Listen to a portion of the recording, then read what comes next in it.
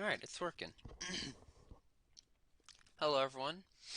Welcome to yet another Vanilla Survival live stream. Third one so far. It's pretty cool.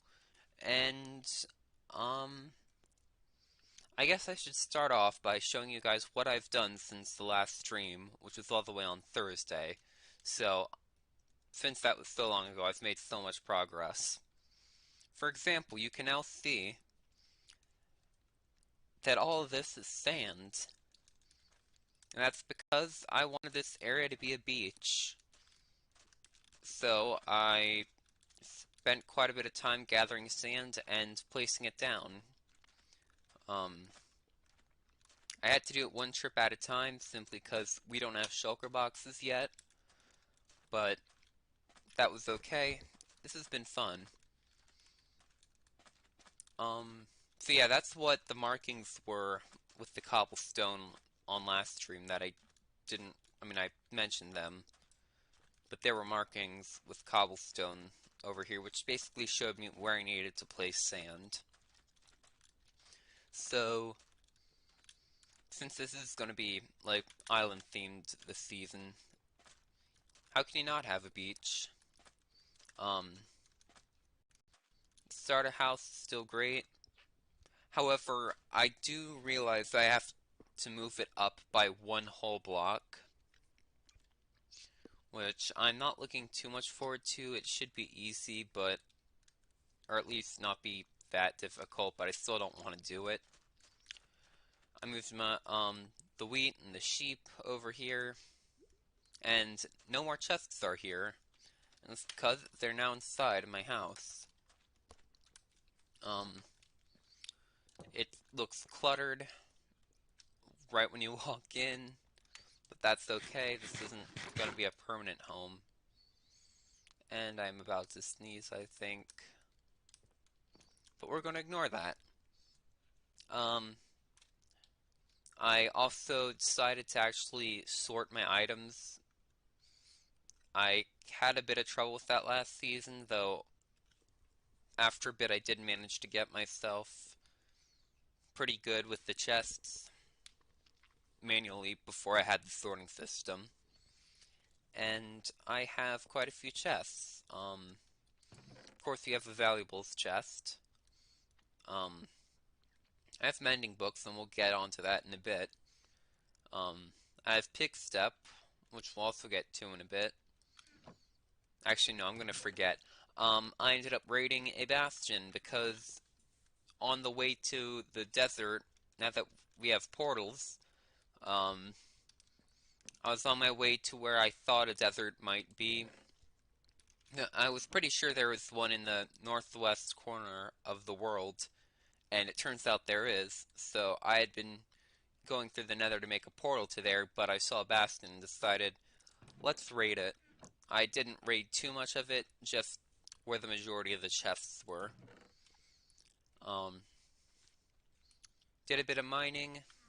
Also, you can see by the way I'm dressed, I did go out and gather nether, right? I did that on Friday morning. Of course, we have calcite and amethyst, um, wood, armor and tools, um, plant-related things, other related things, stone-related things, nether-related things, dirt and sand. Cobblestone now needs its own chest because this chest was full with that in there.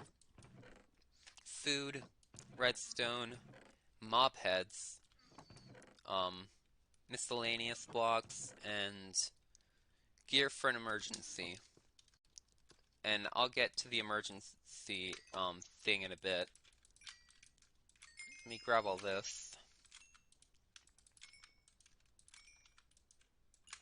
Also, this is the chest that just has coal and stuff I need to smelt. I'm not going to smelt just 3 or 2 or 1 of an item, because that would be a waste of coal. It's best to do it in 8s.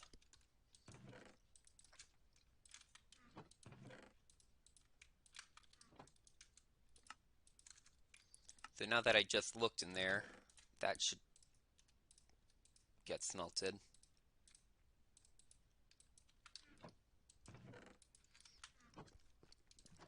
Right, also I have a brewing stand, and I need to move this ender chest up by a block, but I don't have a silk touch pickaxe. But here you can see a head collection that isn't mob heads, they're block heads. And this is what I'm referring to by danger or an emergency. So yesterday I didn't have anything to do really, and I kind of was thinking, what can I do to be productive? And I thought, let's try and get one of everyone's head. So no, that wasn't my initial goal. My goal was to prank Tiger, but so I made it like a little falling trap, but I didn't get a chance to finish it because he ended up dying and respawning in his house right before I could finish it. So it just like it didn't work, so I just quickly killed him and grabbed his head, and then same with Chicken, except he killed me because for whatever reason, invisibility potions don't work. When I tried, I just looked translucent, which I thought was only on my end. So he ended up killing me, but didn't think to store my head away safely. So I came back later after he died and lost all his gear forever, making sure that he actually lost it all. He died in lava, so I knew there wasn't any chance he'd get it back anyways. So I killed him twice. I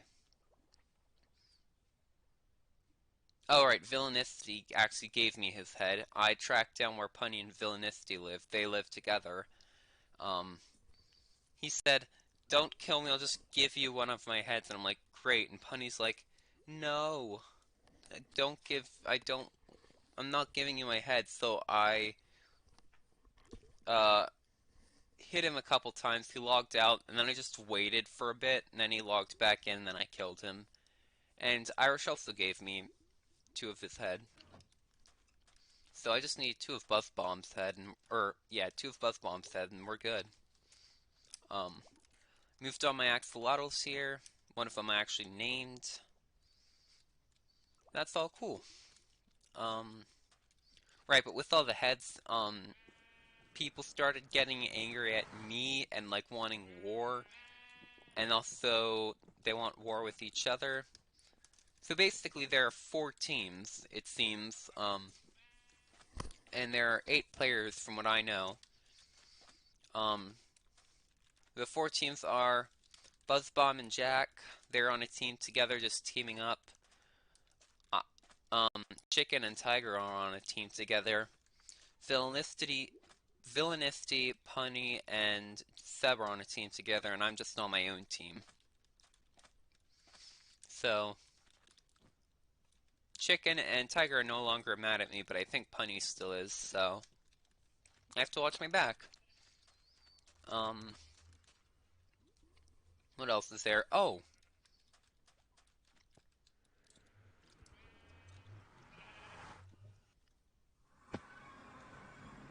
actually a lot of things happened, jeez.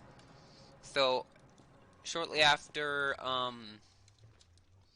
the last stream, where we went into this not Bastion, Nether Fortress, I had mentioned that, I saw 2 blaze spawners right near each other, and I made a blaze farm. I said that, hey, it might be cool to make a blaze farm.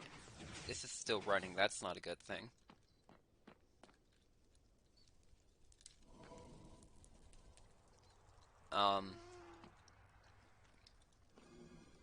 So yeah, 2 blaze spawners. I spent Thursday trying to make a blaze farm.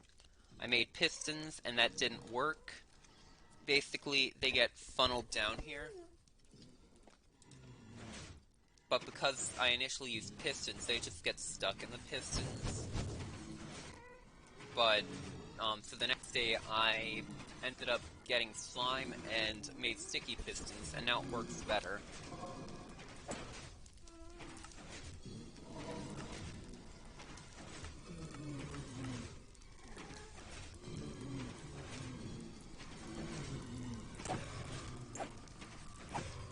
It's not that efficient.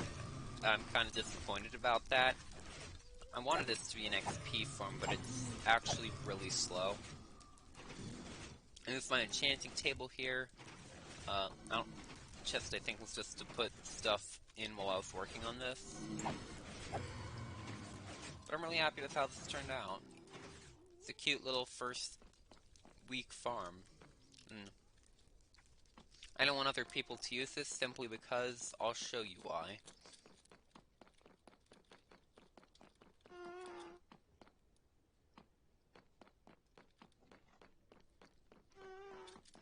Oh yeah, I always have to deal with something on the way back. But at the same time, I don't think I've died, really, to mobs this season. We gotta go this way.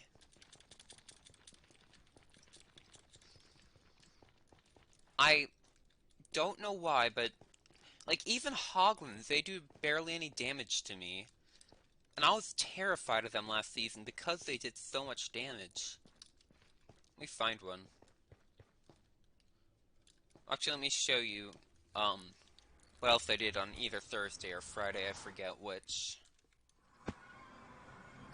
This is we're now on the Spawn Mushroom Island. And if you look over here, I didn't build this. This is something Irish built. Or Jack, sorry. Also, we have the armor stand thing, so we can now customize armor stands.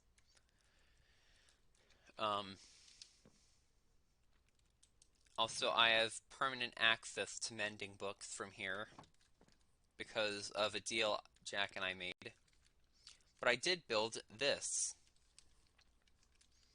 Something I cobbled together really quickly. It's a little shop. And it's the first shop, I believe. So, in addition to being able to customize armor stands, we can now customize item frames. However, for whatever reason, we can't customize glow item frames. I don't know if that's a bug or whatever. But I've made 4 diamonds from this shop. I might sell other things in here later.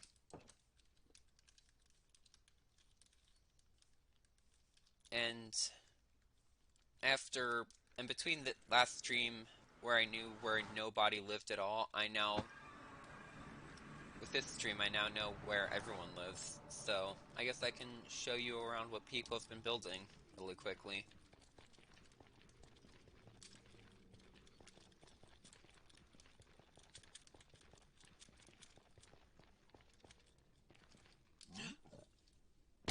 I wasn't actually concerned about dying there because feather falling. I fell really far in the nether the other day, but took next to no... I'm not even afraid of fire damage. I mean, I'd like to not take it, but I'm not even afraid of that.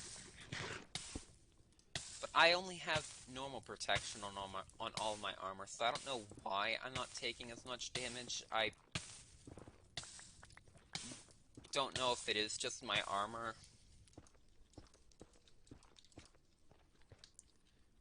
Or if maybe the elytra just made me extremely soft.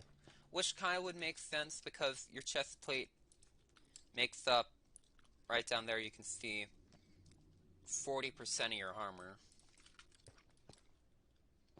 Also, I don't know where I am anymore. I was jumping around and I fell. But did I fall right there? I'm lost. Cool. Alright, we're at 0, 0. I gotta refine the spawn portal. It's negative something by positive something. this general direction. Oh, it's up there. Okay. That tunnel is... I built that, and it takes me all the way to the northwest corner of this world, where the sand is. Oh, that's convenient. Okay, not convenient enough. Alright, I can't use water.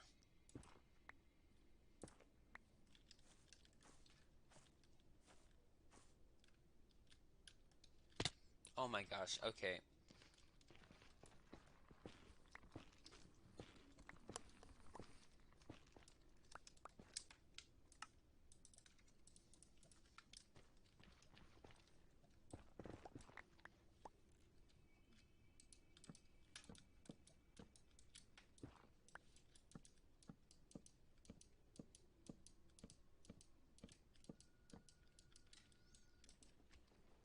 I don't have the right tool for that.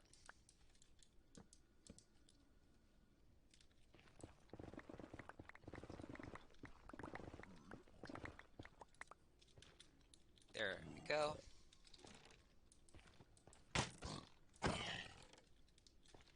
This is Punny's portal, I believe. This is where we were just heading.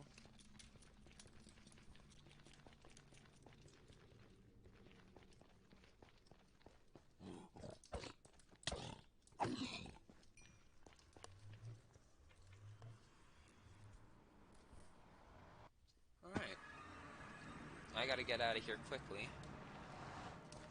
Simply because they're right next to an ocean monument, and every time I go through that portal, I get, mining fatigue. So they live on this small island. I'm excited to see what they're gonna do with it, and they really love turtles.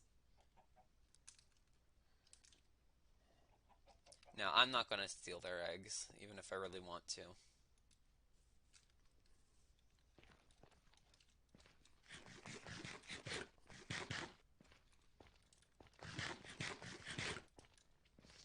Also, I did end up finding an ocean monument elsewhere in the world, which I plan on turning into a guardian farm.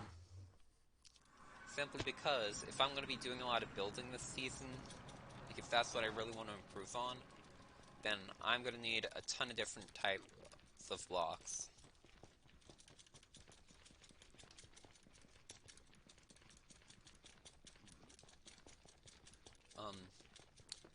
And Punny and Zillainicity have two bases, it seems, or at least two main areas. The other one being over here.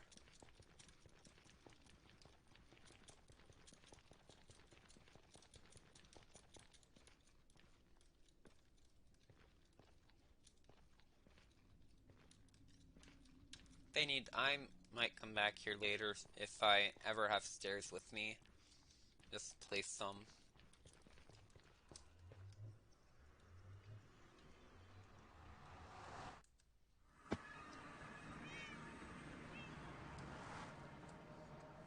Oh, they have cats. It's like over here, I think. Also, this is where I came to get a few ender pearls when I ran out of gold. Because it was nighttime and it's a plains biome, so it just seems like more mobs spawn. Right, it was the other direction then.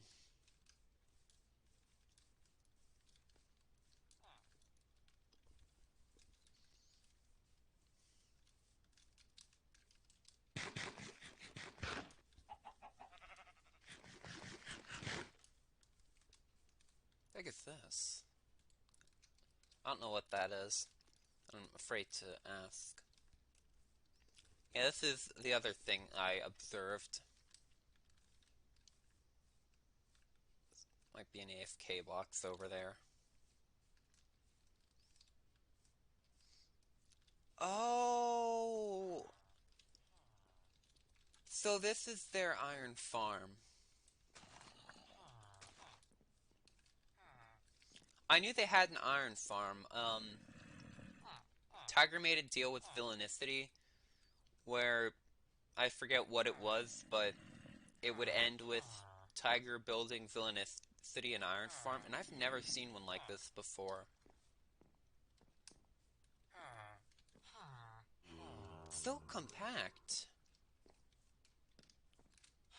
This do not touch. I want to just take a peek inside and see just how efficient it is for science.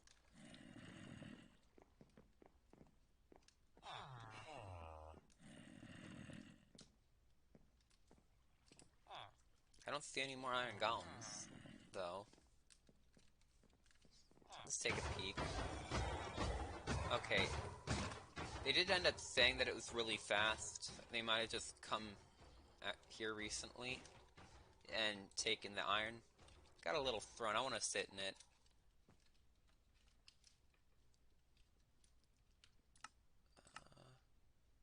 Is there a way to zoom out?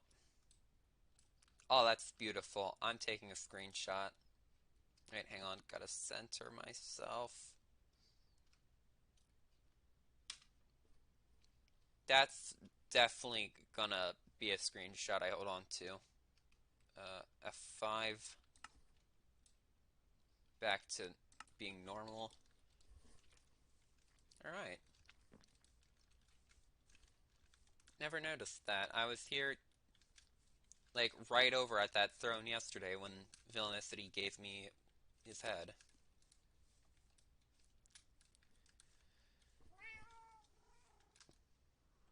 Oh, okay. That's convenient. I don't have to worry about accidentally overshooting the portal.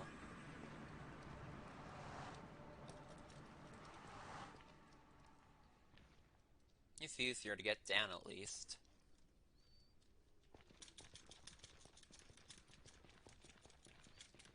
And I was afraid initially to check out Chicken and Tiger's base, but Chicken isn't online, so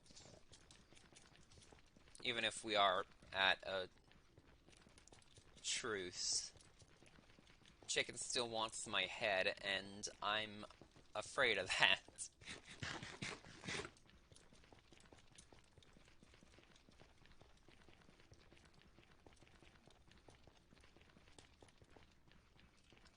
He hasn't joined either.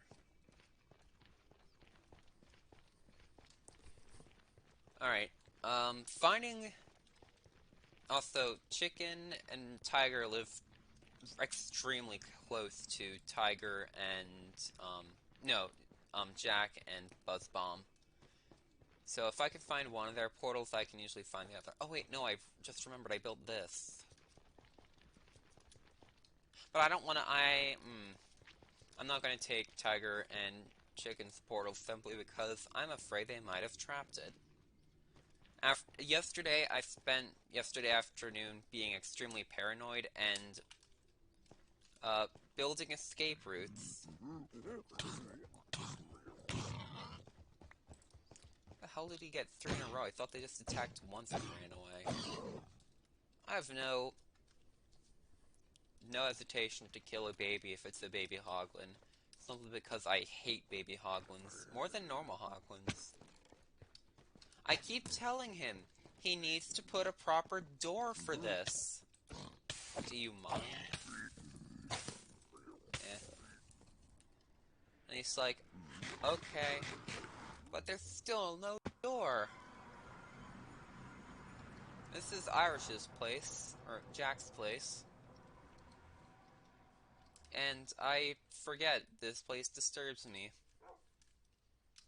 Got a cute little storage area. He's extremely good at building. He's also in charge of building spawn this season, which is pretty cool. Okay, that confused me for a moment. I thought that was just him.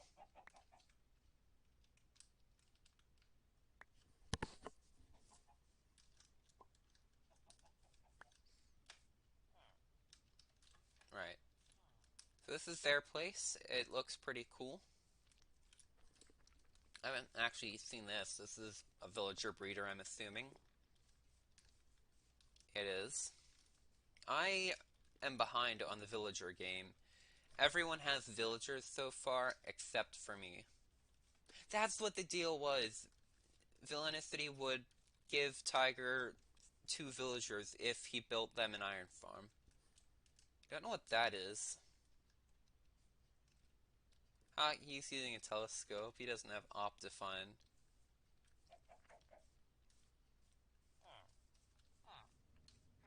Oh, it's the trading hall. Jeez, they're ahead. Well, I guess it makes sense. Jack is selling mending books.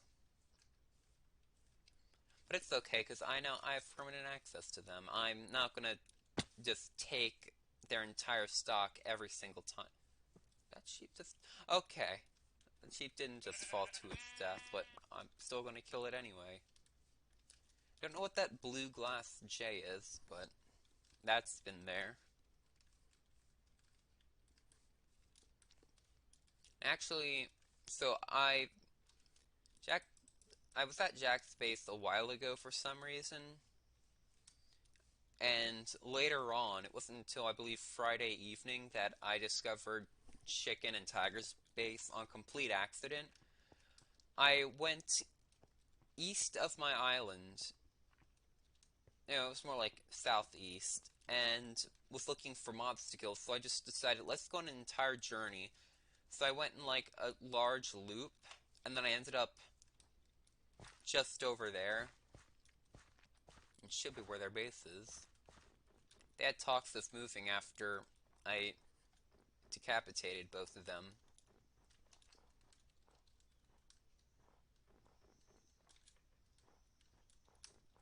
Probably shouldn't hold my sword in my hand if I don't want to get killed, even though I don't think Tiger is able to kill me.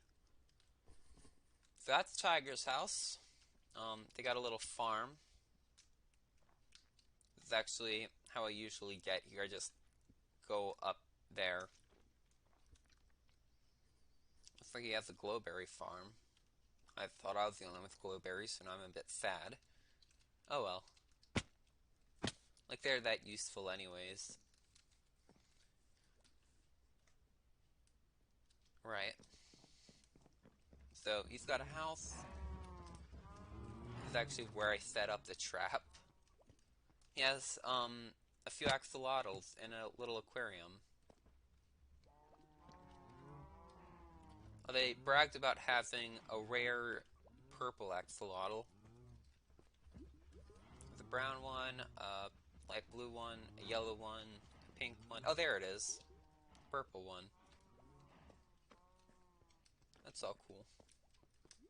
He puts fish in there and lets them kill them. Got bamboo, sugarcane. They've got a ton of farms. And up here is actually where Chicken lives.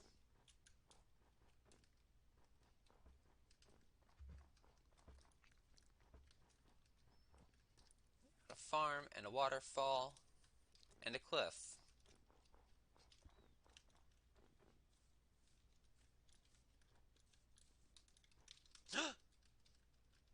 I don't have to worry about fall damage. I'll be fine if I fell.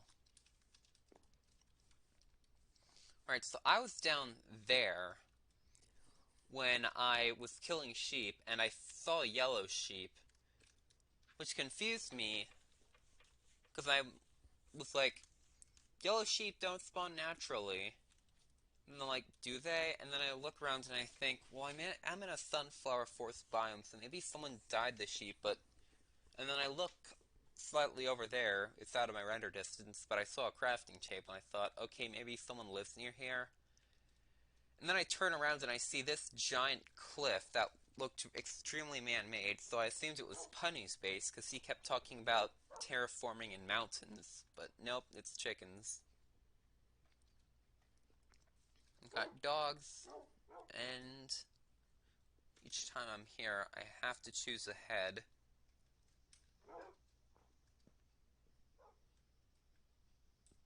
Last time it was the tropical fish.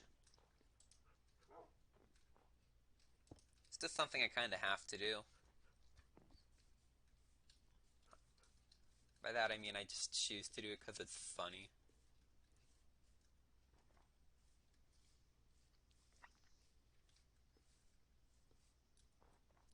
pretty sure those are all the bases.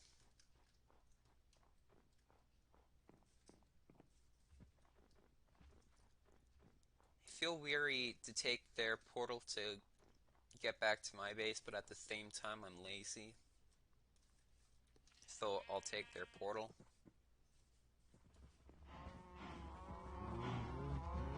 Also, didn't they say something about having a cave farm? Oh, no. Okay. I thought this was their cave farm, but it's just a mine.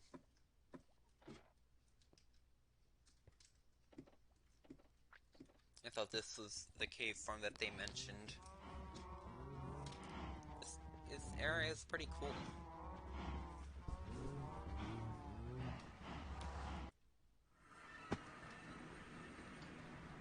Uh, is this the tunnel I made? I don't think it is.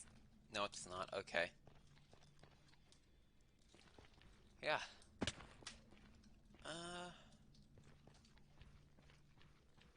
I definitely dug a tunnel to get out of here easier.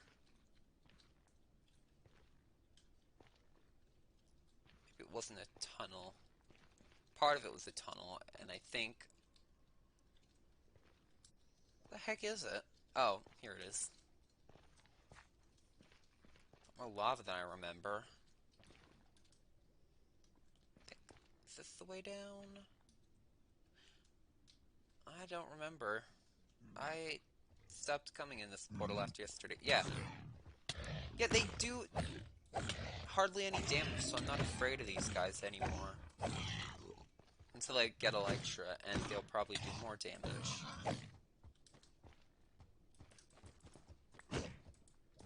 You're running away, but I'm gonna kill you because I think you're annoying.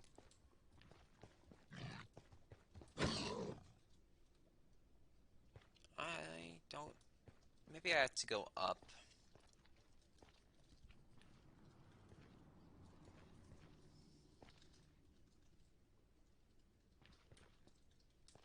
At the same time, this feels more correct.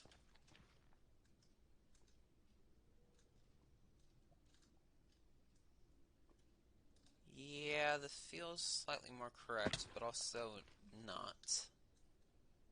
Wait, hang on.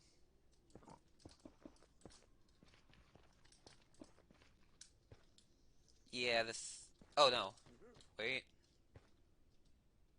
No, it's not the tunnel that I made, but that might also probably take them to the shopping portal. No, that isn't a staircase after all. Let's go this way, because it does lead somewhere else. Don't look like the proper coordinates, though.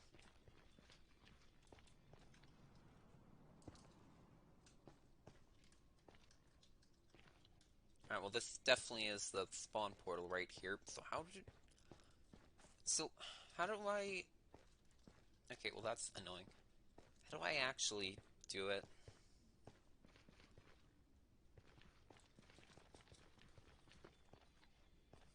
And then we'll actually do work.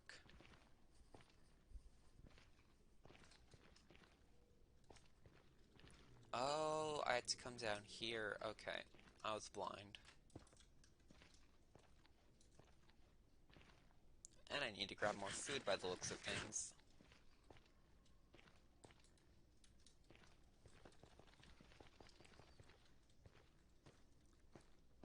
For some reason, it seems like no one knows where I live on the server this season. But like, my base is like the only area that is marked on the Season 4 map.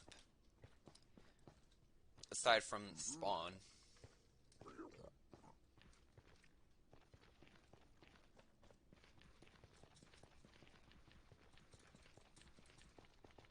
This tunnel, I'll show, well, I already mentioned that goes to the sand area. I basically just showed a little map of what the world looks like, and on it I marked out where spawn was and where I was planning on living. I also tried to use that to help me find Punny's base, because I spent at least an hour looking for it, and I couldn't find it. I was on my way home, and I accidentally found it.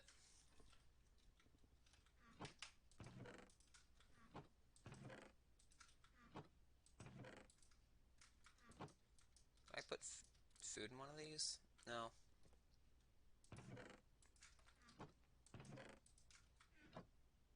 They don't want me to sleep.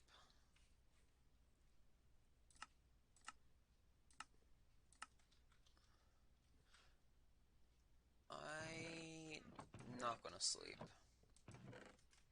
Just because I know Jack hasn't wanted us to sleep for the past few nights.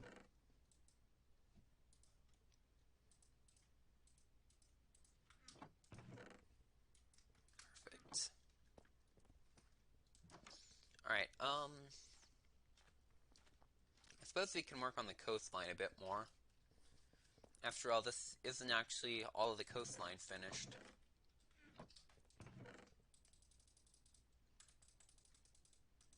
Let me open up my MacBook and open up the copy of the world where I've marked out the areas I want to have.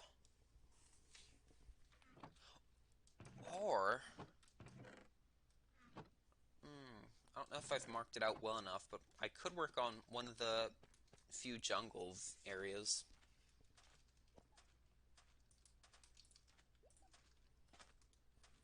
Good, I don't have to mess around with settings. It's time to get Minecraft to open. Just take a couple seconds to load it. Whatever reason, when 1.17 came out last Tuesday, it did not want to load on my MacBook. First time it didn't load at all. Second time it took what felt like an hour, probably actually 30 minutes. This area I have torches, and that's simply because this is a lukewarm ocean surrounded by a mushroom field biome. Although something strange, I don't know where it was. Like, there were parts where if you jumped, you'd be in a different biome.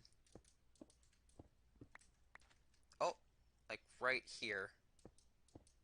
See, I'm up. It depends on what your Y level is. I'm standing entirely in this block. But if I'm in a mushroom field shore, then if I go up, I'm in a lukewarm ocean. Like, this I don't get. Like, I know they've added support for 3D biomes, but they haven't implemented them yet, I didn't think. This is as far as the beach goes. And I gotta continue marking it. Underneath, actually, I place dirt and cobblestone to keep the sand from falling. I didn't grab more food. See, now it's loaded. I can't wait to have a ledge so it doesn't take me forever to get to and from my starter house. It's also probably a mistake to put it on the exact tip of the island. Oh, and I can't run. I didn't bring a boat with me. How the hell did a zombie get there?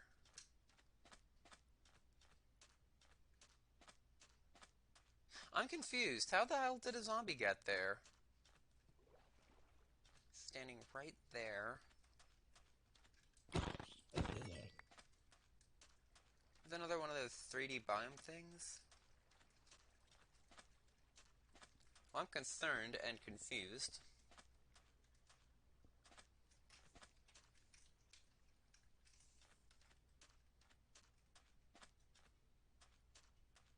Oh, I thought he was leaving. That's embarrassing. There's a skeleton horse over here as well that I guess despawned. Wasn't like it was one of the traps. It wasn't after it split into 4 horses. It happened right before I started streaming too. I'm gonna show you guys, and I'm disappointed. That's better. And we've got the thing open.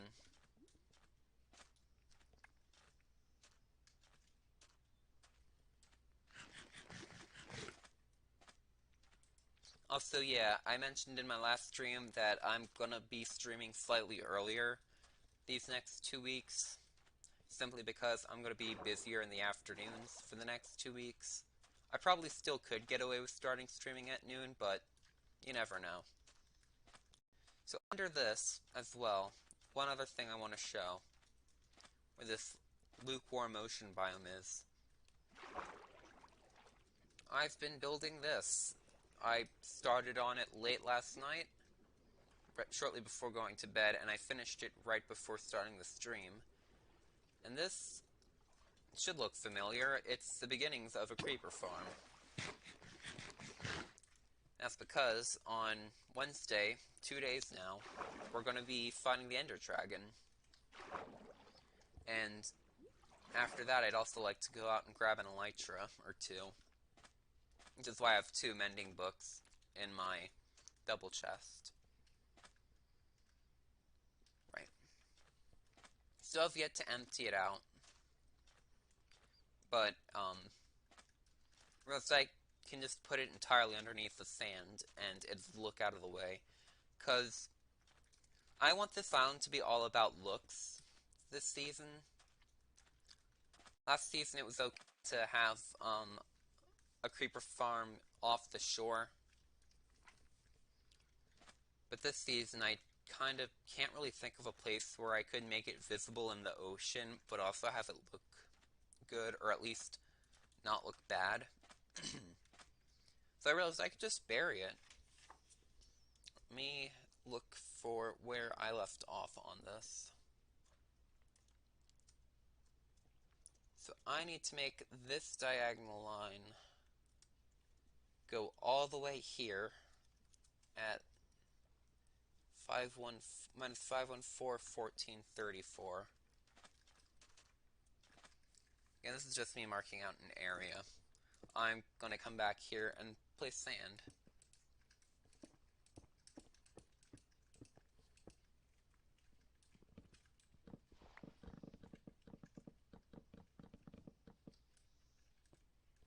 The Mushroom Islands, off the shores of Mushroom Islands, are extremely great places to build creeper farms, since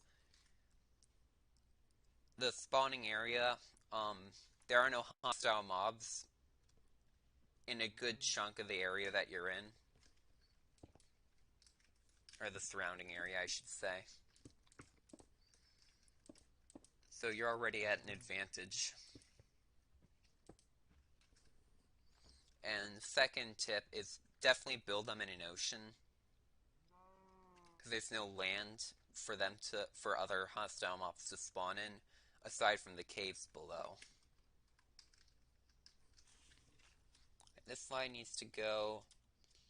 It's a straight line that goes all the way to z equals 1469, which is annoying because where my z coordinate is up there, it gets covered by whatever the heck profile or compatibility profile context is. And that's annoying. I would like that to not be blocking it. So what all the way to 1469? I have to look at just underneath where the XYZ is. But when you're in the negatives, it's off by a block. Like it says negative 513.5, but below it just says minus 514. So you have to be careful to not get those two things mixed up. Alright. And this, we're now in the area where I want to actually build the proper town area. So it's a 3, a 2, 5 ones, a 2, and a 3. So 1, 2, 3, 1, 2, 1, 2, 3, 4, 5, 1, 2, 1, 2, 3.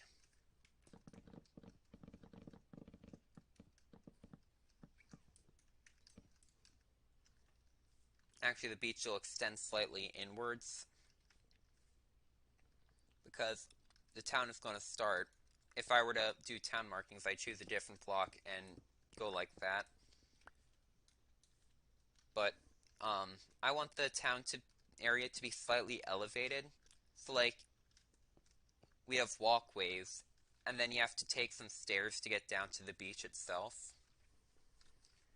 Kind of like a boardwalk almost, or maybe it's been a while since I've seen a boardwalk actually.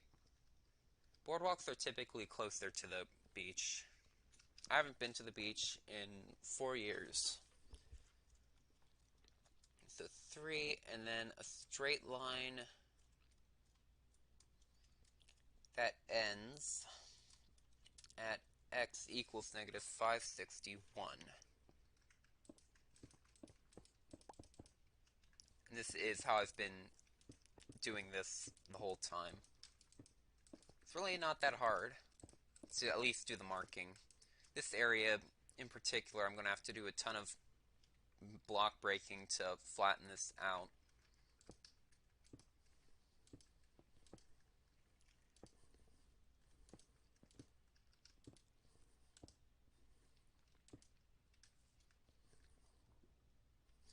When I said 561, I was talking about on the top.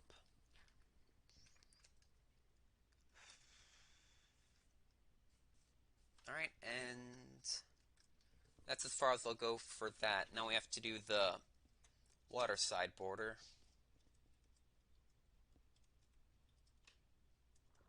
Oh, and in some places it looks like I don't even have to do nearly as much work. So I started where that diagonal line was, so we have to head back there.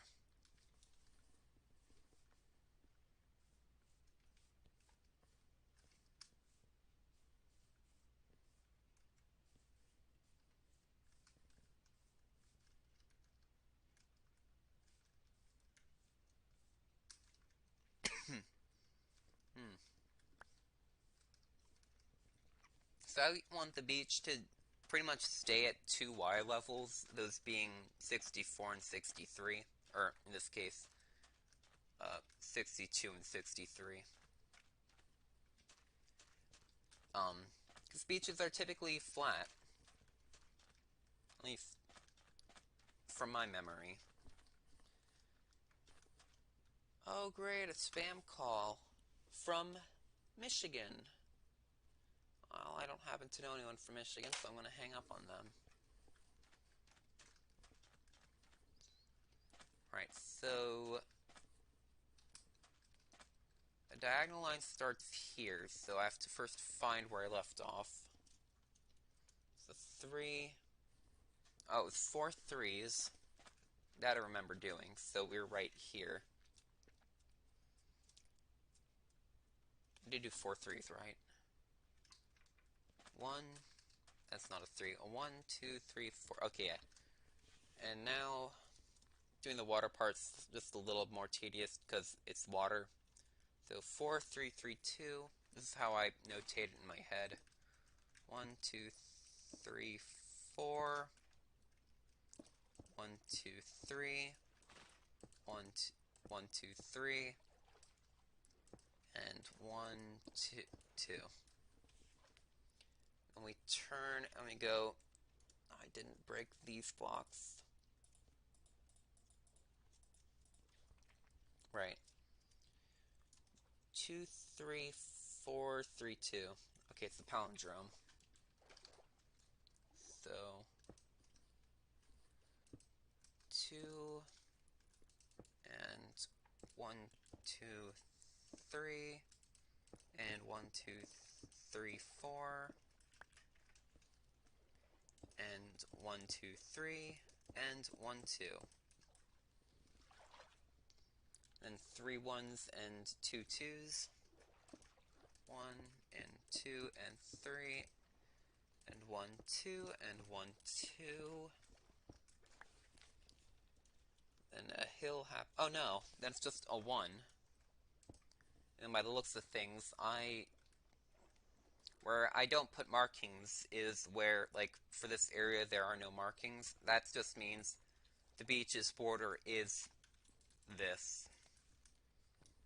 So the border continues over here. we go and gather sand after this? Why didn't I? Oh, there was a lukewarm ocean there. That's why I didn't. I'm going to quickly change that to that.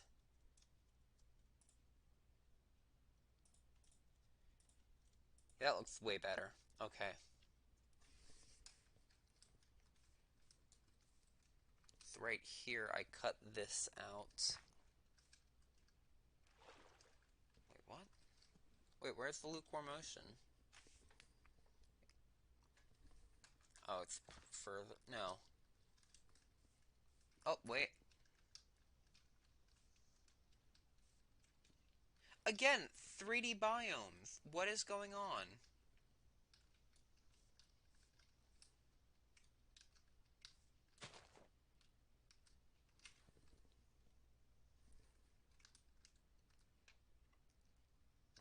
Uh, right. So, how does this look? So, I have to, at this point, I usually have to go off of what the land looks like. So there would be a block here, here, and here. Right? We got this thing. Then right here is where I cut stuff out, actually. This block needs to be cut out as well. And then I put down a 1, I think. Yeah, that's placed correctly. Make sure this area looks fine. Now it does. So 1, and then we do 4 more 1s. 2, and 3, and 4. We go 2, 1, 2, 1, 1, 2.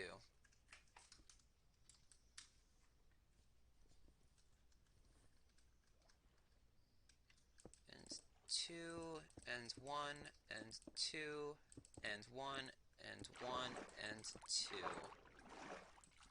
I hope I did that right. It doesn't feel very right. There we go, now it feels right. And then we go 3, 2, 4. 1, 2, 3. 1, 2. 1, 2, 3. I can't count. 4. Oh no, and then we have to do one of those diagonal 3s. By that, I'm referring to doing this. This shape is a diagonal 3. Sometimes you can't make a circle or a curve with enough detail on a small scale, so you do that. Oh, nope, I meant to move my character on this computer. So 1, 2, 2, and then 5 1s. This should be easy. 1, 2, 2, 1, and 2, and 3, and 4, 5. And then we get a break. Anything else? Up to where we stopped. There is a little more, and it's all the way over there.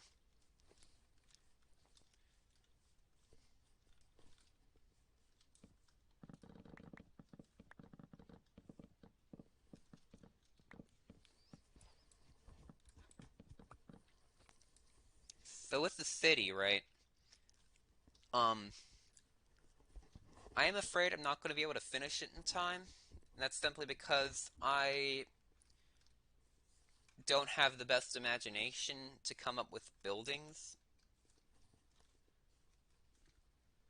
So what I actually decided to try doing first is designing roads, and then building, then I know what shapes of buildings I need to make, because they'd just be ones that fit in the spaces between the roads. But I'm not good at, like, choosing cool colors and designs. What I'm probably going to do is look at pictures or videos of other people's cool towers and buildings just to kind of get a reference point of like how I should go about doing it. Because while I really loved the way Aquamarine Tower looked last season, it wasn't. You wouldn't see something like that in a city. Maybe a fantasy city, but not a real city. So I actually am too far away, so I don't know. Alright, let's look for this landmark. Okay, this is where we are. I stopped after this extremely long line. Alright. So we're at this point. And come out. 1, 2, 3, 4, 5, 6, 7 on the 8th block. So 1, 2, 3, 4, 5, 6, 7, the 8th block.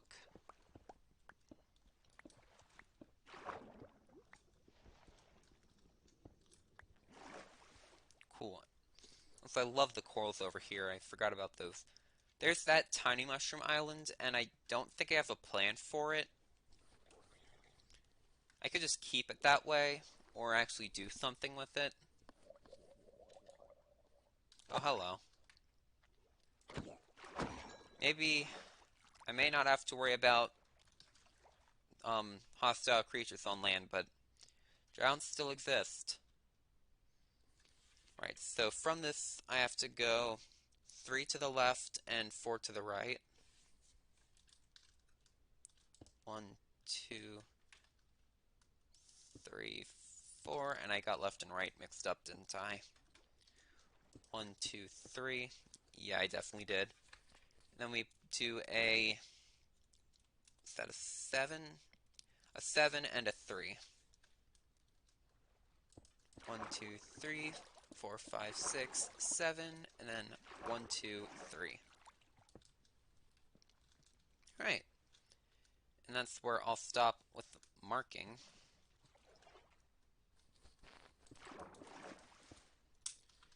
So the next step is usually to start breaking blocks. But that will take quite a bit, so let's actually just start on an area where I don't have to break too many blocks, and then... Actually, I don't know if there are too many areas where I wouldn't have to do that. I guess... No, there is no area where I don't have to break a ton of blocks.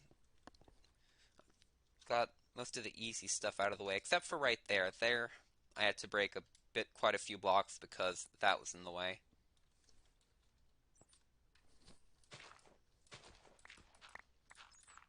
Also, something else. I know how the beach looks kind of cool like this, but I actually want, for quite a bit, I want to actually make the sand extend and not have a floating platform. It may look cool for when a village touches the water, but I don't want that here. So, also, I have efficiency 4 on my shovel, which means I can insta-mine, which makes this easier. I don't have mending on this, but... Actually, wait a minute. Wait a minute. I can put mending on this. But that's... Actually, no, that isn't how I've been repairing this shovel. Believe it or not, I realized something the other day. And it's that it's cheaper to try and repair a shovel with another shovel and an anvil than it is to just do it with diamonds. Because you need like 3 or 4 diamonds to repair a shovel that's just about to break to get it all the way back to being full durability. But if you just chuck another shovel in there, which you only need 1 diamond to make a shovel, I mean, then you're set. It takes it to full durability right away. And I think that's true of just about any tools. Probably wouldn't recommend doing it with a pickaxe or an axe unless it's like right about to break. Like it's at like 10 durability. Because I think if it had a bit more durability, it would actually be a better idea to use actual diamonds. I mean, once it takes 3 diamonds to repair, then either way works, I guess.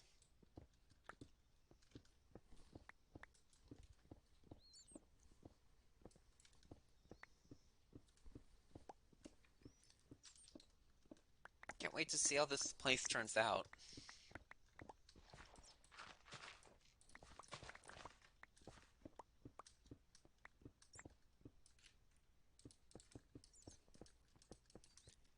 And I'm also going to need to um, figure out where the border between these two Y levels goes. I want the border to usually stay halfway between where the beach starts and ends. So like right here, this is roughly half and half. Over there's an exception, like where there's a giant area of beach. I want the Y level to be lower. Also, I'd like to put a lighthouse right there. Um, just because I want to try and build a lighthouse, but also um, it would take up area, and it would mean I need to place less torches, and torches kind of look ugly. Though I guess it would kind of serve a second function of lighting, a lighthouse. Just realized that's kind of funny. Right, back to this.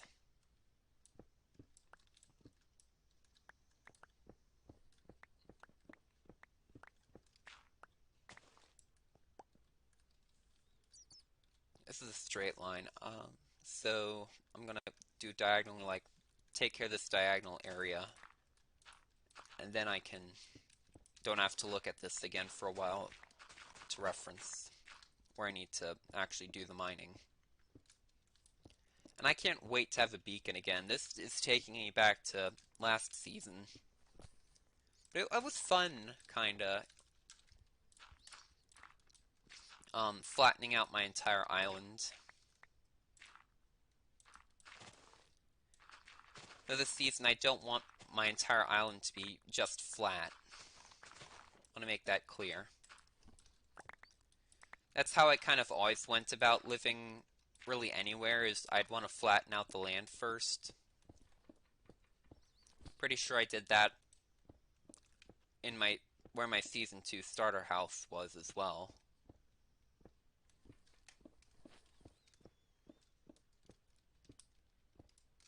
Though I can't build very well with hills in the way. I tried it last season with my giant house in the winter village. And I actually, to be fair, did make it work, but it kind of just dug into the hill a bit. Didn't just sit on the hill. Now that I think about it, if you build a house on a hill, you probably would have to do it that way. Because if you just sat it on a hill, it probably wouldn't... Actually, no, all houses have to have it go into the ground a little bit. Otherwise, it would just fall over. Okay, it wouldn't fall over per se, but... It's like, imagine you build something out of Legos, and you... Like a house out of Lego, and you place it on a table. You're able to push that... You're able to, like, physically move the house, like, by, like, pushing it. But if it's, like, built into the ground, you can't do that as easily. And it would still probably break because it's made out of Lego. And either it's gonna... The ground's gonna win, or the ground's gonna, cause it to fall apart. Or, no, it's gonna come out of the ground, or it's gonna fall apart. It's a shame. I actually wish I had more Legos. I don't have many Legos at all, but I have been able to do some cool stuff with the Legos I do have. For example, I made a safe out of Legos, which is still sitting on my um, desk. Actually, it's been a year since I've built it, I'm pretty sure.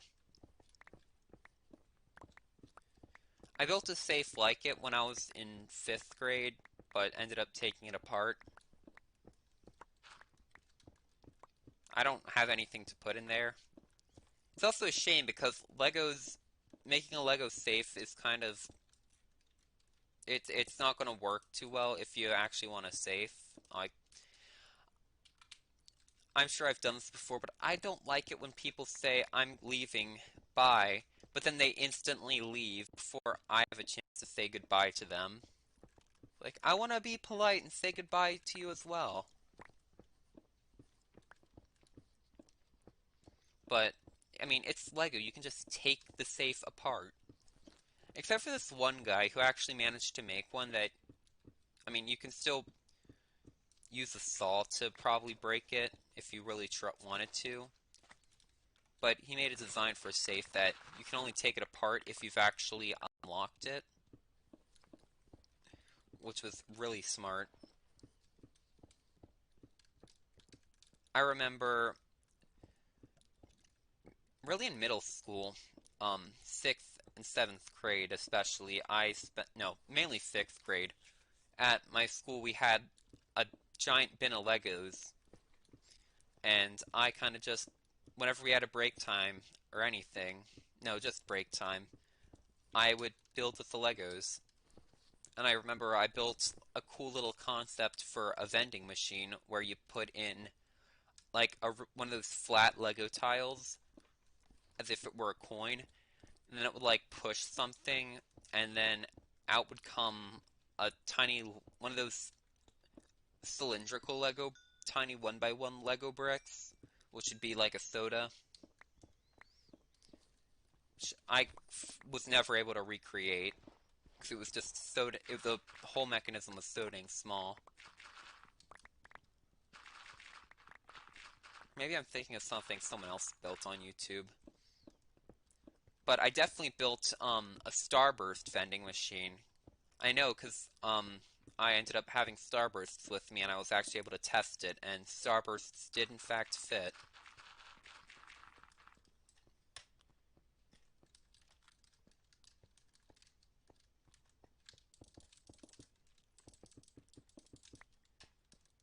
But I don't ever play with Legos anymore these days, and that's just because I have Minecraft. Though when I did end up rebuilding my Lego safe last year, I ended up having so much fun doing it. It's like a bulb went off in my head or lit up in my head, and I'm like, oh my gosh, I have so many ideas of what I can do. It's especially cool when you're limited. I mean, I don't like being limited by Legos, but at the same time, people build really cool things when they are limited. It's kind of a mental exercise. I was tempted to build the gunpowder farm here.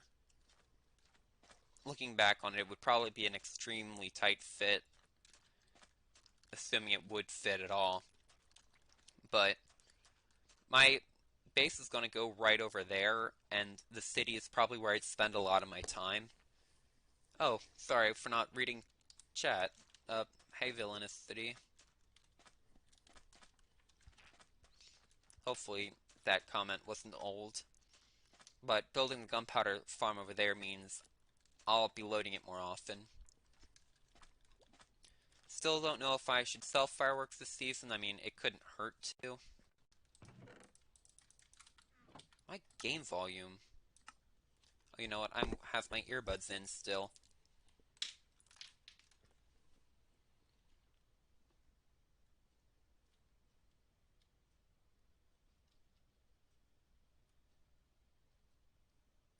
Oh, okay.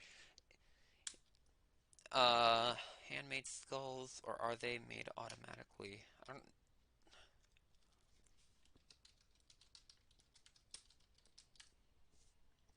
mean, they know what heads to use. It's probably MHF under. For any mob in the game, if you just do, if you look up MHF underscore and then a mob, like sheep, I'm not going to keep this, but let me see if I can do this. I don't remember the commands. I haven't.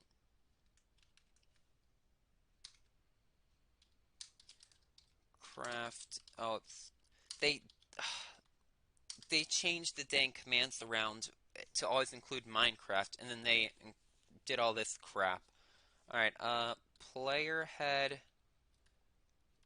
Let's try skull owner MHF underscore sheep for a sheep head. Oh, 1. 0. Or does this go right next to it? Yeah, I don't remember how to do this, but I definitely remember MHF underscore and then whatever mob you wanted.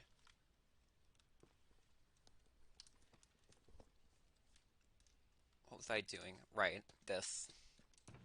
So, whenever I'm on my computer and I'm playing Minecraft, I have my Chromebook open as well to, like, watch YouTube video, or I just like the background noise, really.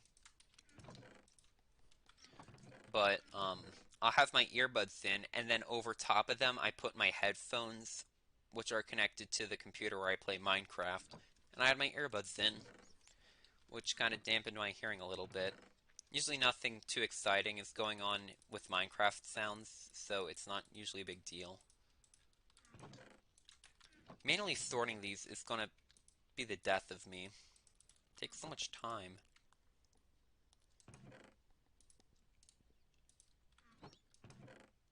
Sticks. I'm going to need to repair the shovel soon. Hey man, does so much off camera. Yeah, last season I really tried to do as much work as I could on camera, or at least fun work. I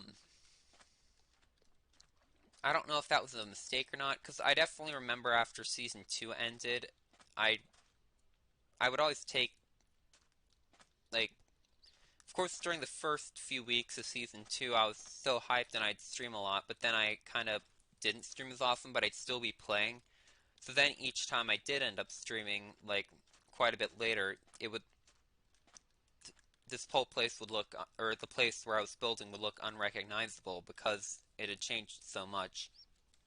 So with last season, I kind of wanted to try and do it so if I was planning on making a lot of progress, or at least, like, progress for something fun, I'd try and save that for a live stream. And I think that was good and bad.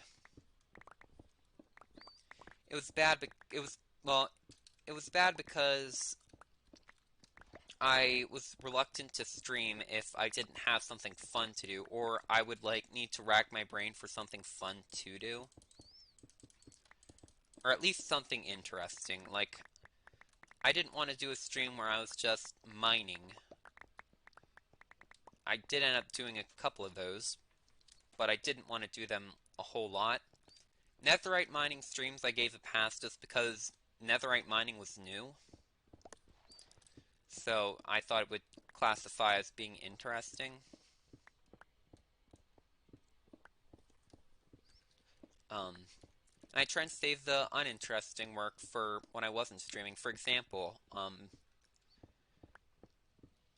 I don't know if actually I might have done some of this on stream, but, like, I tried to do the majority of me flattening my island last season. I did the majority of that off the stream because, well, one, it took a whole lot, so if I were to do it only on streams, it would span several streams, and I mean, who wants maybe if it's like the footage is sped up a whole ton, maybe, but I just can't think of anyone who'd want to watch that.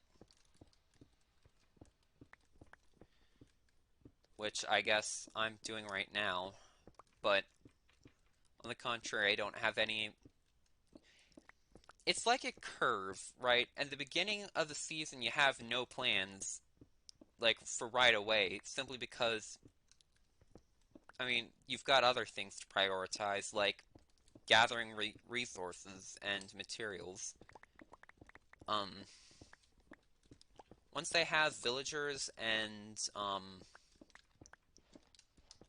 once we have a good XP farm and elytra and shulkers, I think that's when you're kind of able to do bigger and better projects as well as enchants. It's really the only thing that limits us from doing big projects are resources and transportation.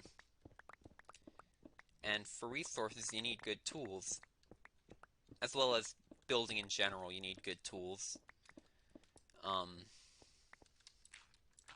and if you want to repair those tools easily without having to make new ones every time, then you need good enchants like mending. And if you have mending, you need an XP farm. At first, I thought my blaze farm was really efficient. It wasn't. I think it's just because before I made the farm, I was just killing the blazes as they came in, and I think more of them were spawning. I think it might have to do with how much area there is around the spawner, which limits how often or how many blazes spawn. I reduced the area to be 3 by 3 by something. But like this, I still, once I didn't go for, okay, I can't say I didn't go for the beach right away. I definitely did that, started work on that uh, day one, I think, by marking out the area.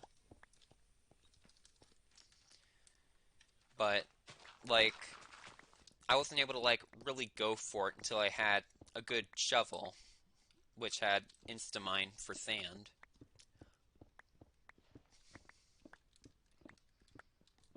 But, like, if I were to actually be building a building or working on my base, I consider that to be something fun and worth doing on stream, at least something I think people would enjoy watching.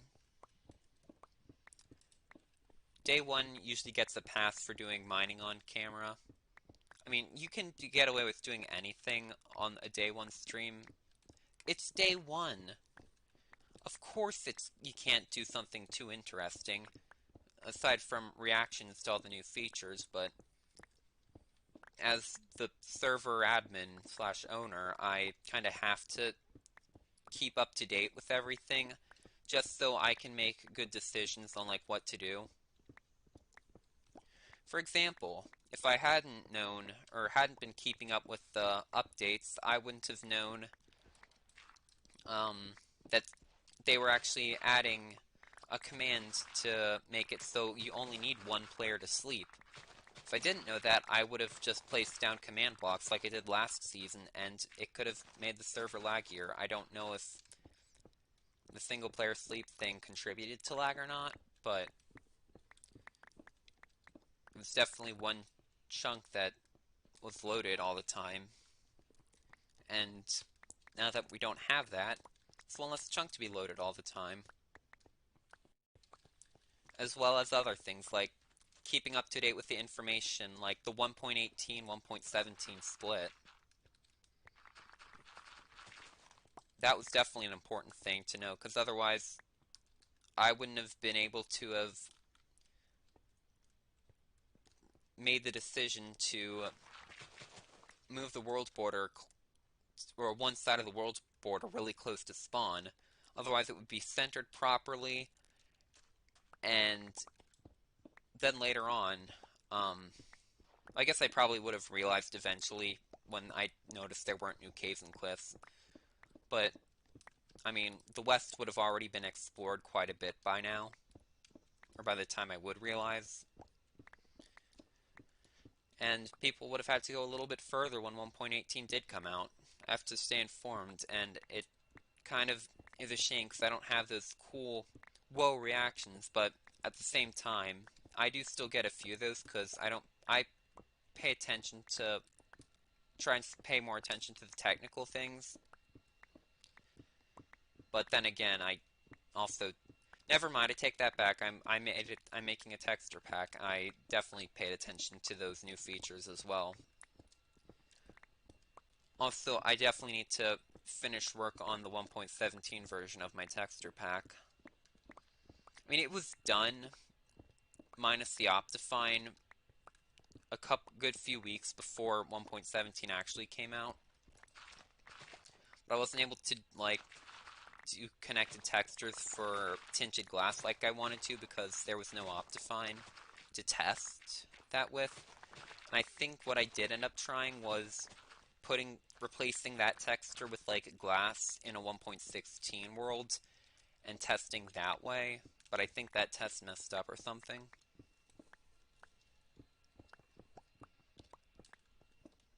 I'd actually work on the texture pack today. Because again, the last thing I really need to do is do Optifine support and also change a couple things with the language files. And then I should be good to go. I panicked because I realized mobs could spawn there, and then I realized, no they can't. I'm in a mushroom biome.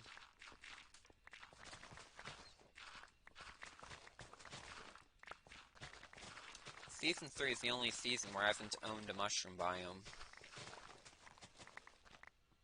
Or a mushroom island. But this is the only season where I've actually, like, properly lived on one. I'm kind of disappointed with how I managed my mushroom biomes in previous seasons.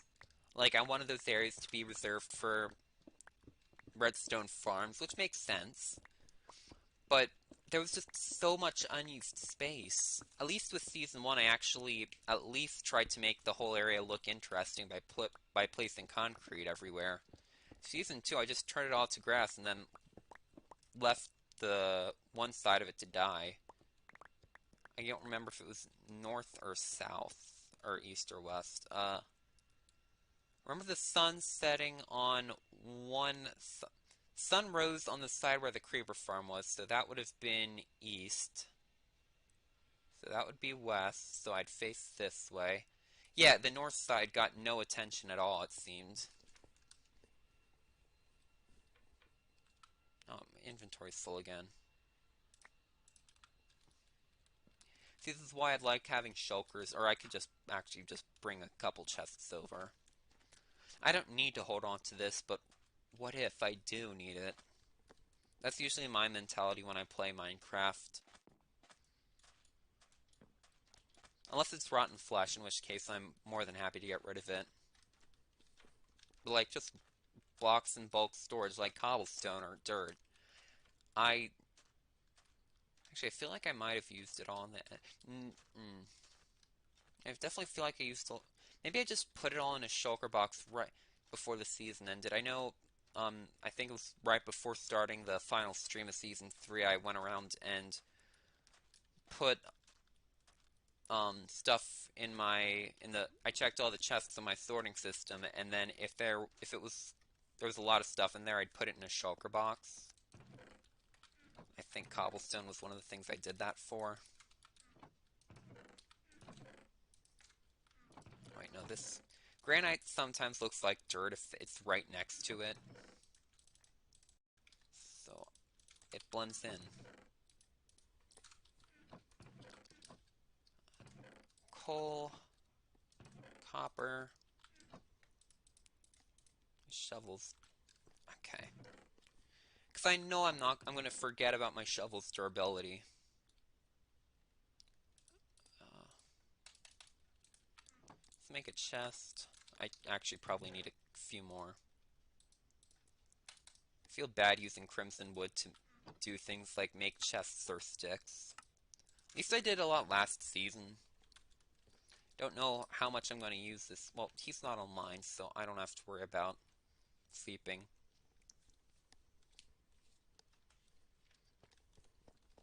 Also, it's really cool that, because I know if this were Cubed Craft, if we had randos on, that's what I call people who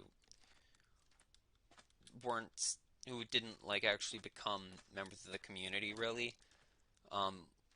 like, I know for a fact that a lot of them, if I ask them to not sleep because I need something that happens during the nighttime, usually mobs,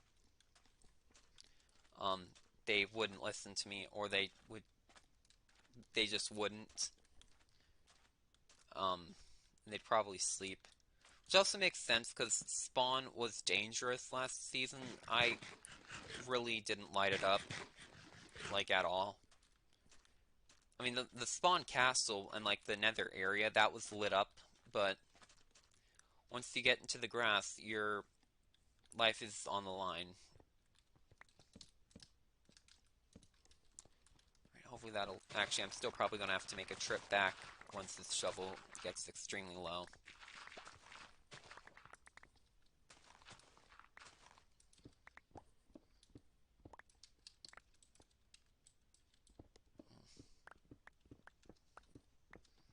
I can't wait to get my hands on a beacon.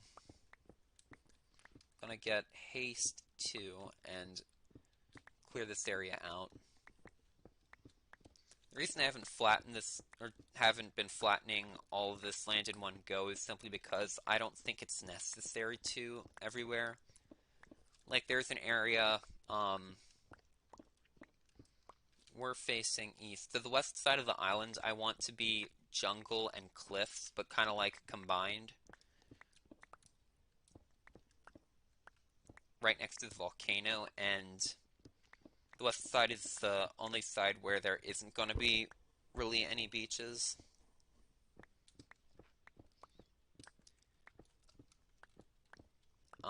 But it's just going to be cliffs, and I'm hoping maybe I can learn a bit more about terraforming with cliffs. Because I don't recall ever doing anything with cliffs. Now I'm going to try and recall something, because I've mentioned it.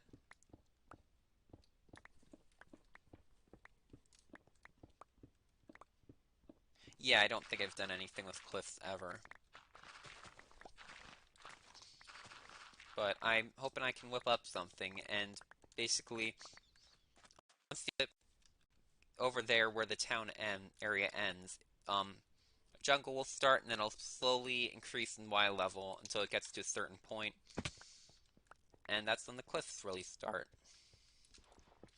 And then when you get to the northern part of the island, it starts going back down until it reaches the other part of the beach.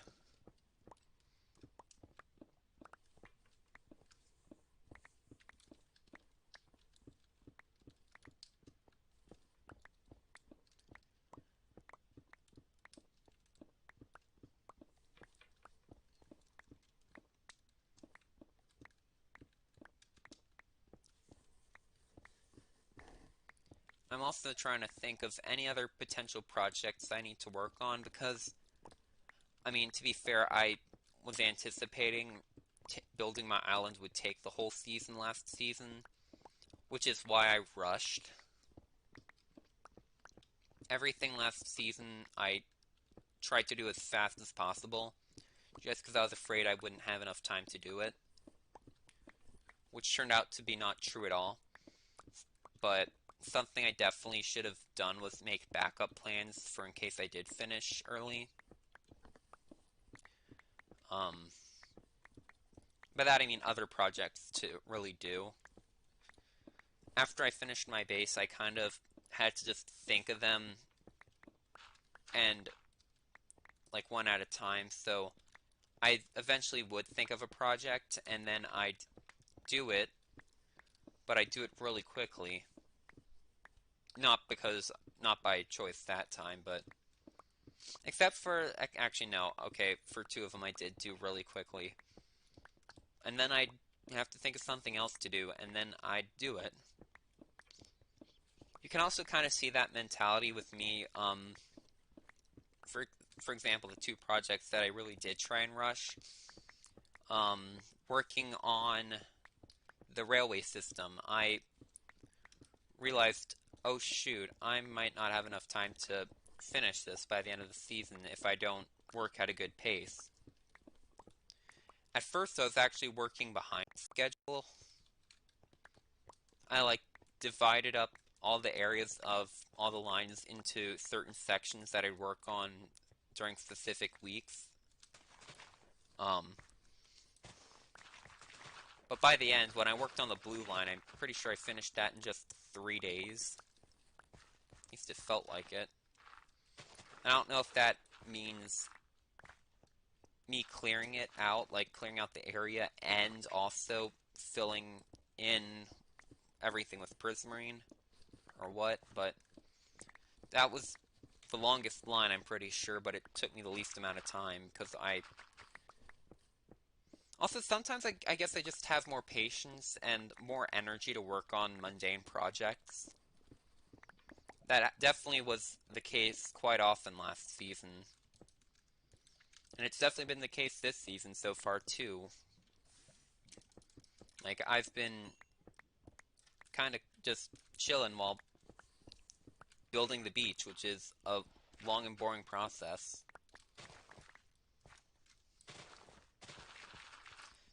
Sometimes, I'm usually, at least outside of Minecraft, I am not very productive.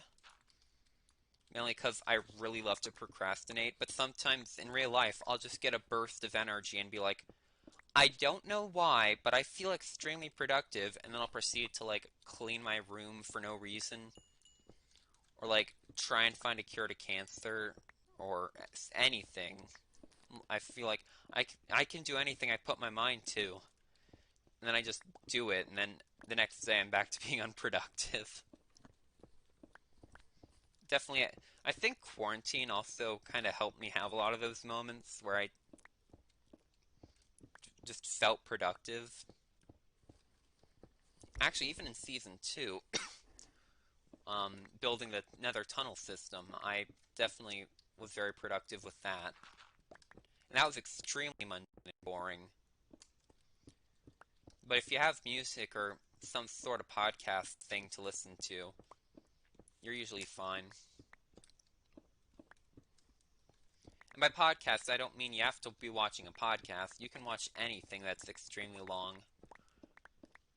I prefer stuff where the majority of it is just someone talking, so you don't have to look at the screen. I mean, sometimes I will watch videos like that and then glance at the screen.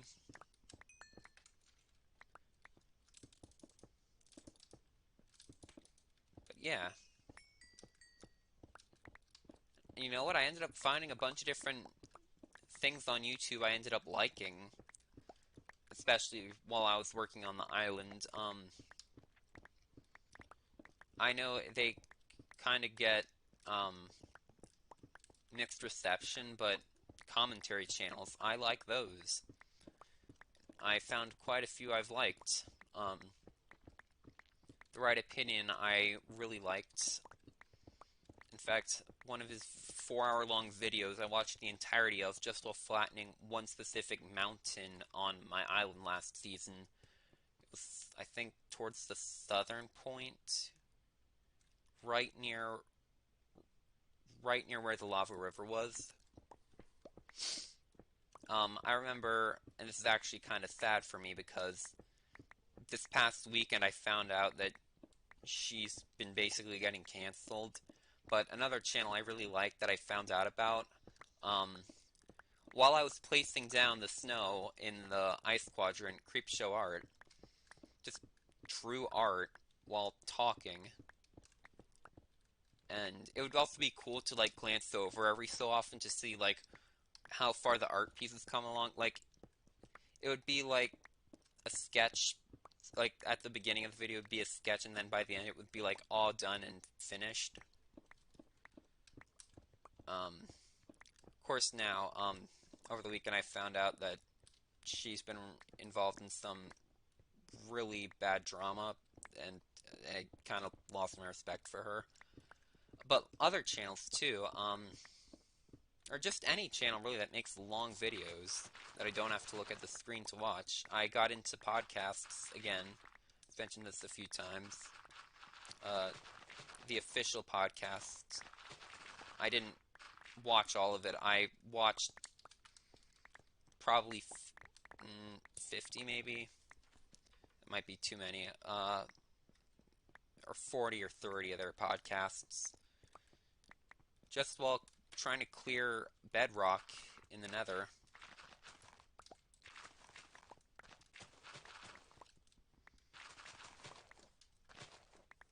Or just listening to music. Sometimes that's cool, though. You need to have a ton of it.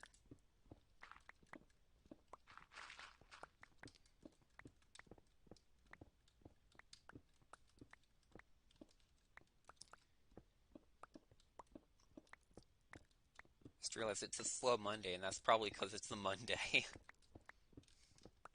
Can't wait for Wednesday, though.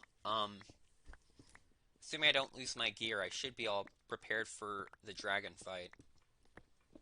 Like, I feel invincible with my gear compared to last season, and maybe it was also I was kind of soft. I mean, this season probably isn't helping, but being on an island that was well lit up, meaning I didn't have to deal with mobs really ever, might have made me a bit soft, but um, I really think it's just my netherite chest plate, because I never wear a chest plate, because I usually have an elytra on. I told you guys I'd forget about my shovel. I actually managed to repair that quite a few times. Oh no, I have to get efficiency 4.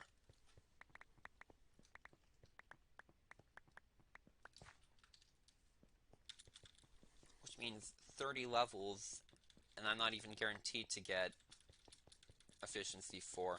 Also, having unbreaking would be nice.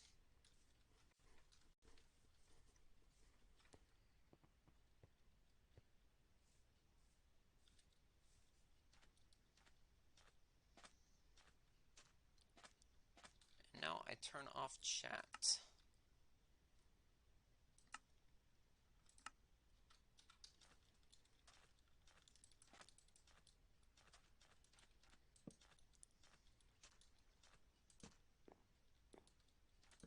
Yeah, this area's probably lit up well enough, but I'm still paranoid. Oh, dynamic lighting. It still kind of feels like it's been forever since I've had this, even though I've been using it since Thursday.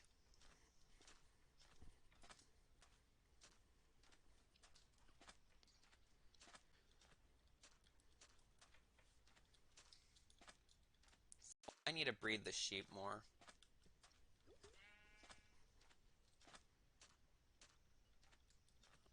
What do I need to do? Right, I need to enchant the shovel. I really think just going mining normally would be more efficient. Ooh, I definitely... Oh no, it's going to take even longer because this pickaxe definitely needs to get repaired.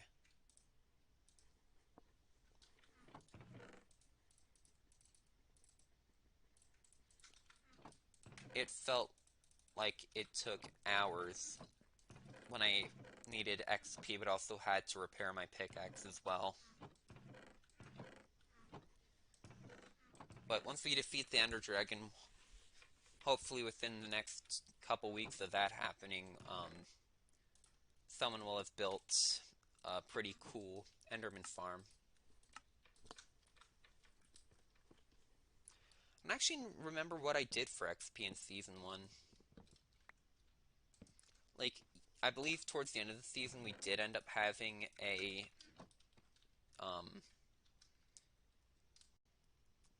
Enderman farm. But I actually don't remember what I did for XP.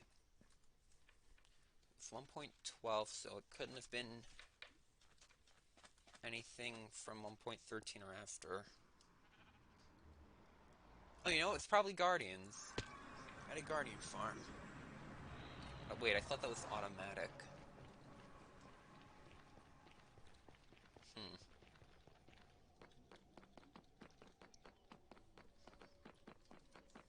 At the same time, I do feel like I remember killing Guardians there.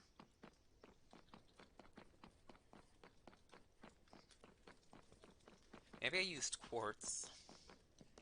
It's usually a good idea to keep some quartz on hand, or quartz ore on hand if you don't have a farm. Where the hell? Oh. One place I didn't put slabs. Alright, so what enchant... Okay, I didn't grab lapis.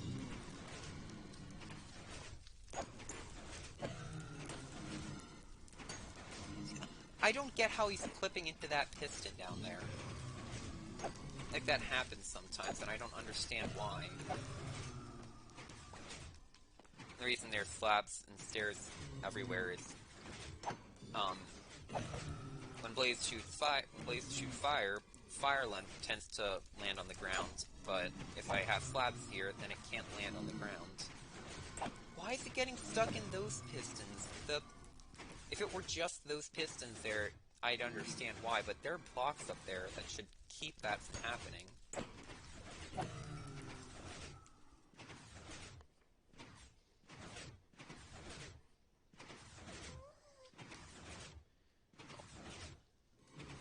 Oh, there we go. You can tell a blaze is coming because it gets lighter as it comes down, because of dynamic lighting. Like one's about to come down.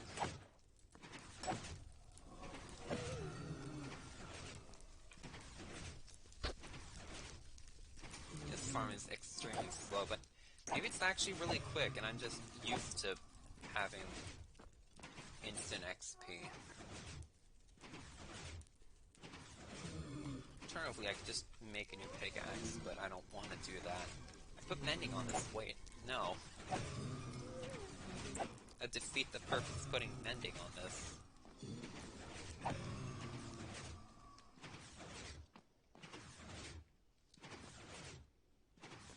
So just... quick look at this. This is how it works. There's pistons all the way up there in a staircase, and they gradually get pushed down. And above and behind where the actual blaze spawner block is, I put blocks there to keep blazes from spawning so they wouldn't get stuck. Also would like to put some hoppers down right here so I don't have to go in there to pick up the blaze rods. Oh, this needs to be in my offhand.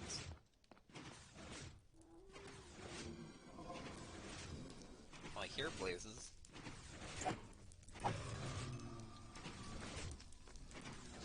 And at some point I definitely would like to upgrade this, because... Okay, I don't get why he's not coming down. And sometimes if they do end up seeing me, they'll go up, and it takes them a bit longer to come back down. 539. Let's take it up to half durability.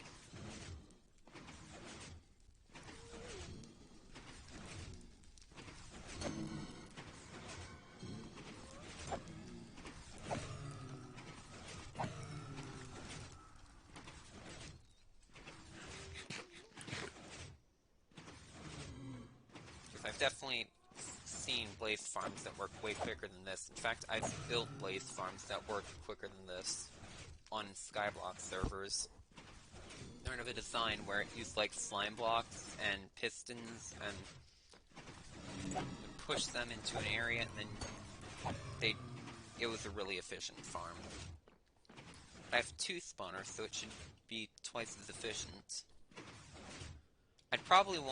I do have a design in mind. It probably wouldn't be resource efficient, but I'd probably have them get pushed into, like, right here, diagonally. Still using staircases. Just a little more durability on the pickaxe.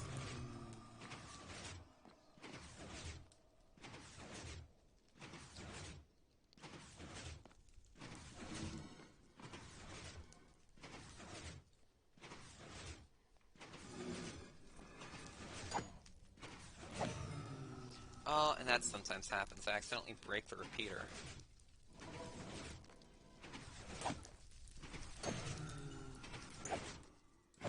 Alright, that's probably fine. Alright, I'm going to turn that off, and then quickly grab some lapis. So we're definitely getting efficiency, that's for certain, but I also hope we get unbreaking. I can live without Silk Touch. I mean, yeah, it's the cool thing to have, but I don't need it for what I'm doing right now.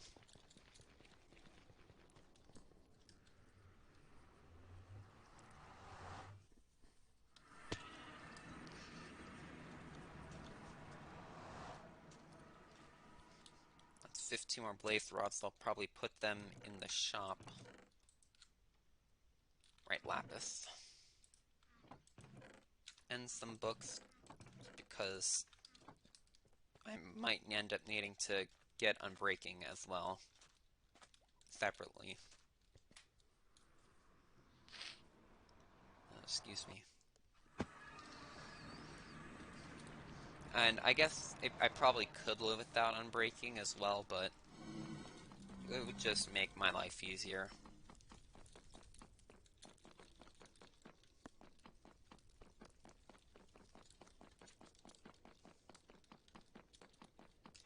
And the reason I don't want people to use this farm is simply because again, I'm selling these blaze rods, so that would kind of defeat having a shop if they could use this.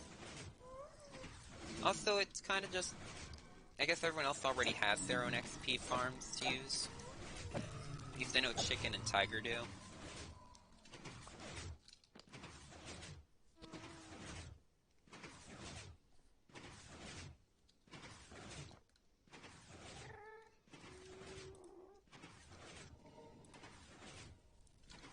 Yeah, I don't want Fortune 3 on a shovel. Never get Fortune on a shovel, it just makes mining for gravel more annoying. Or if you end up mining gravel, it's more annoying because it's just one more item in your inventory.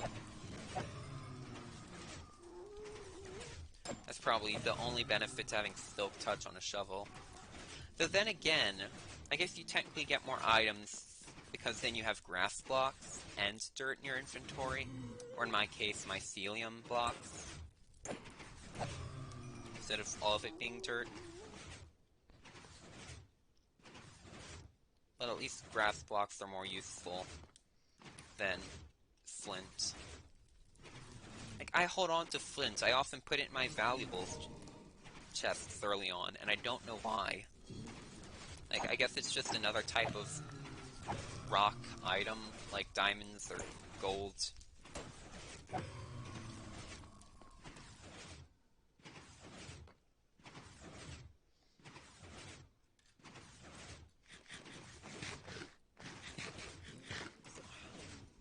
How much playtime do I have this season so far?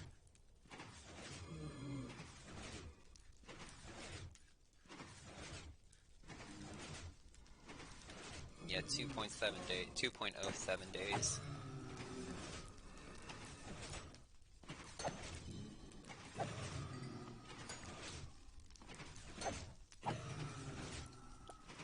Cool. 22. Yeah, I'm definitely up once we're a bit further into this season. I mean, once we have a proper XP farm, likely an Enderman farm, I'm gonna stop using this farm. Unless I need blaze rods to restock my shops. But at some point I would like to upgrade this. I still feel bad for not, and because I never ended up selling blaze rods last season like I wanted to. Because I wanted to make a blaze farm.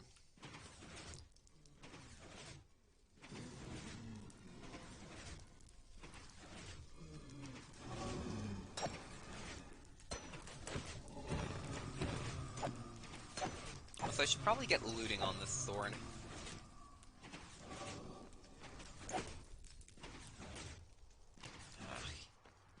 See what I mean? They just lift up.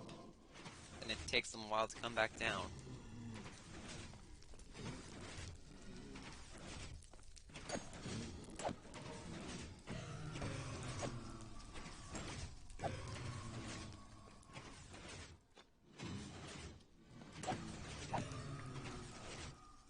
Okay, no, my patience is gone. We're just gonna mine quartz. I've already done that, so I am gonna have to go a little further out, probably. fact, if only mined in my little area. Tried to cut my area off in the nether from the rest. And it was already a bit cut off to begin with. In fact, I thought that over here is where all the other portals would likely spawn, but it actually, there's a curtain, basically. Like, this is what divides my area.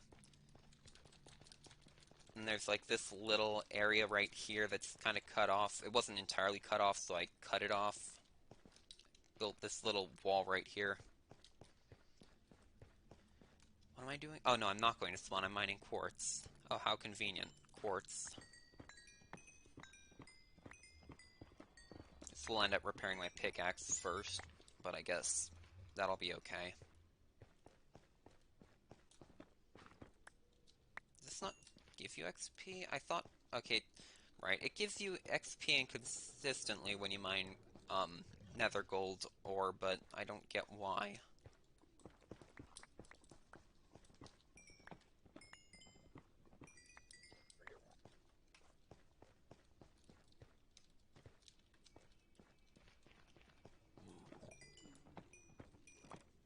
I'm getting shot at. Not afraid of piglins either.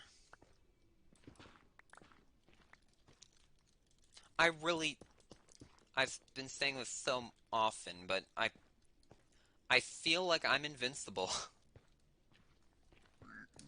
to anything right now. And until I have an elytra, I'm gonna continue to feel invincible. I mean, once I have an elytra, I can just fly away from my problems, so I'm still probably gonna die more often. That's Tiger and Chicken's base over there.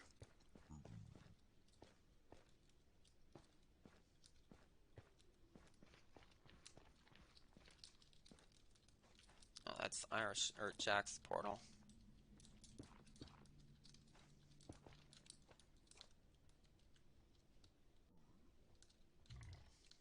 Trying to think about the best place to go.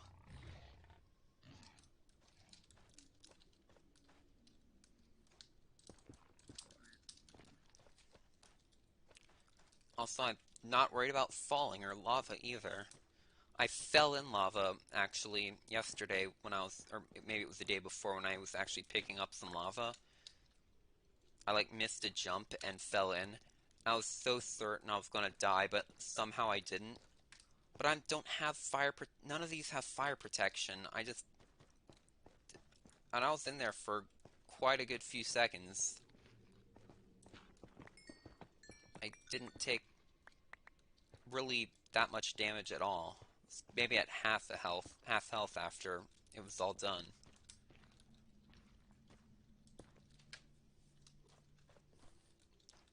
And again, the only reason this baffles me is because I've been playing survival Minecraft for so long. Oh, I'm not afraid of falling, but if I'm about to fall, I'm still gonna uh, shake a little bit because in the moment, you forget that you're safe. See, these guys are doing barely any damage.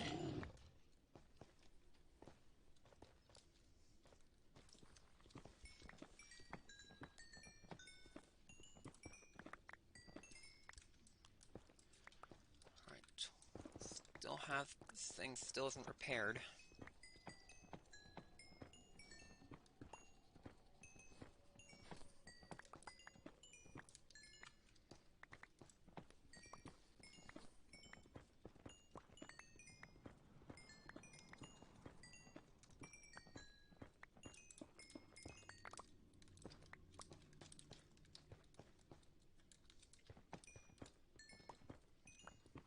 Alright. It's almost there.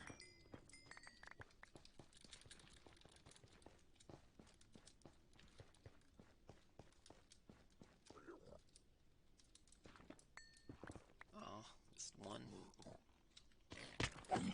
Oh, one hit. Oh, well, he fell, so.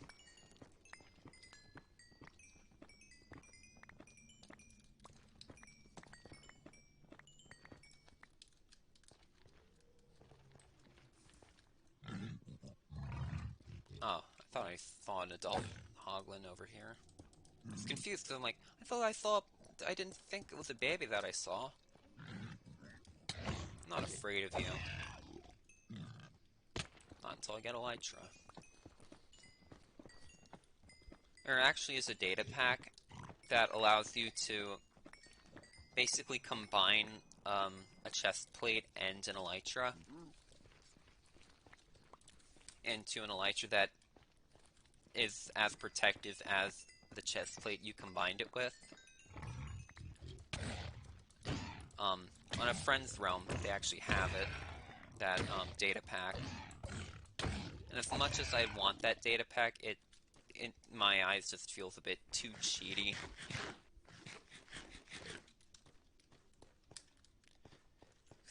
You're not supposed to have. I don't think you're supposed to have both. I think it's one of those things where you have to strategically pick.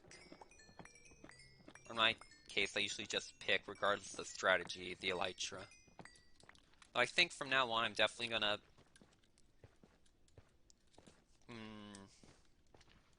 Actually, no. I'm still probably gonna keep my Elytra on.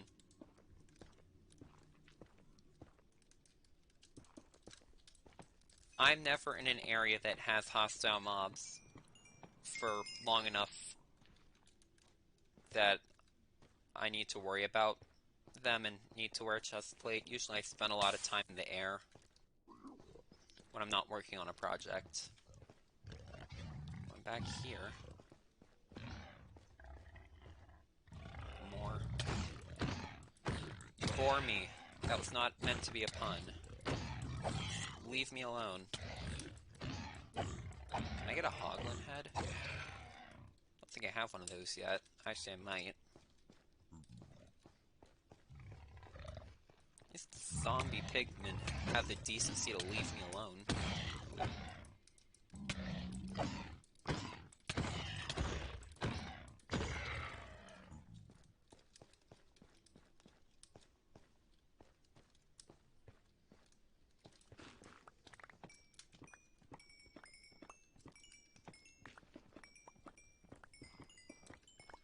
I feel like if I had continued to use my blaze farm, I would have been done by now. Which always makes me second guess my decisions, because I feel like after I've made the decision, after quite a bit of time's passed, I feel like that was not the right decision, and... Okay, I did get quite a bit of XP from that vein, though. But now I'm just gonna second guess my second guess.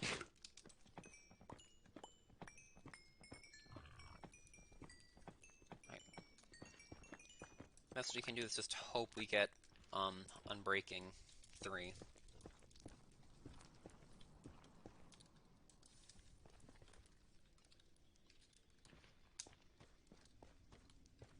Ooh. There we go.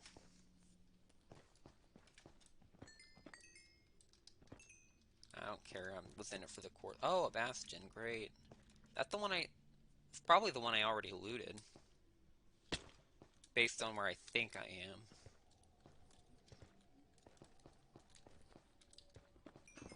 Oh, something else I just remembered I wanted to do. At the end of last season, I don't remember if it was before or after the final stream, I came in and listened to all the discs I'd collected. And well, yeah, there were still quite a few I didn't like. I think I, properly listened to Pig Step for the first time, and it was actually pretty okay. But it made me think, I could sell discs. I think that's something I'll do this season. I kind of was an idea I had, next season I should sell discs. If I make a creeper farm, which I've already started doing, if I got a skeleton down there, I could have it kill every few creepers, or make it so if I'm down there it would kill the creepers.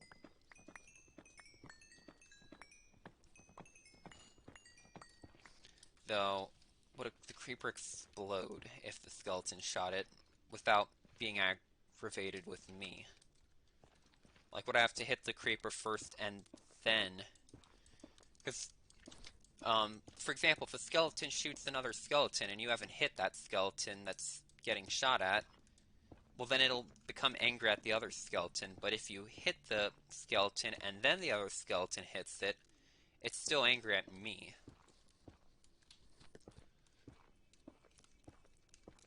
That's typically how mob aggravation works. It usually is angry at the first thing that hit it. I'm gonna get 33 levels just to be safe. And who knows, maybe I can enchant this axe, even though I'm never gonna really use it that much. Aside from breaking mushroom trees. But in that case, it would just break really quickly anyways. Or I could enchant a book. But I didn't bring enough. Oh no, I brought enough lapis. I thought I only brought 3.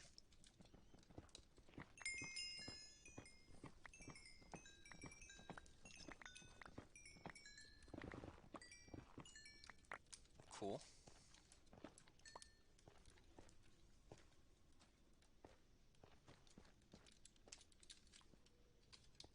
Alright. In case I. Oh, nope, this has been looted. That was a mistake.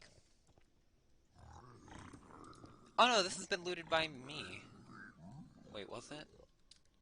I'm gonna back up. Feel like. Yeah, no, that was definitely me. I just don't remember it being in a cave area. That should lead near to where my tunnel to the sand area is. Also, it turns out right next to. Uh-huh. You keep saying that. Assuming I don't get shot off by a crossbow, I should be fine. And I lost my train of thought. Right, I raided that. Oh yeah, that's the bastion I raided. I told you guys about that at the beginning of the stream. I only raided the top area, because I didn't want to push my luck. What happened last season with that one bastion really left a bad taste in my mouth. So many people online. Oh! Right. I lost half a heart. But I still panicked.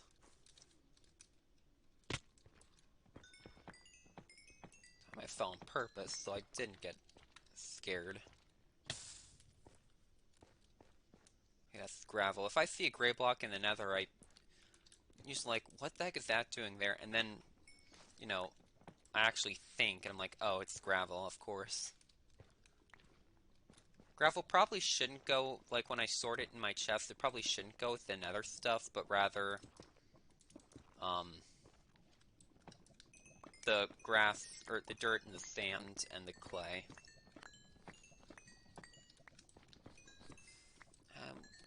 Not in it for the quartz, anyways. Okay, I'm getting impatient. Let's just hope we get lucky. It's the tunnel. It's right there. Oh yeah, this is actually right where Tiger died, I believe, and I had to give him his items back.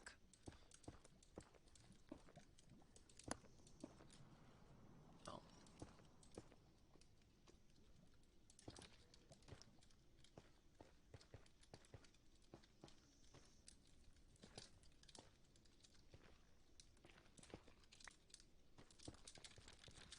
It's always a pain. It takes me like 2 minutes to get to and from the sand area, which isn't a whole lot of time, but it still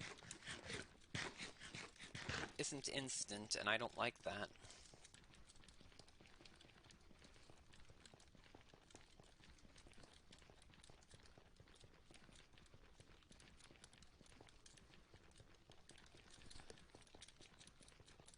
Oh, quartz.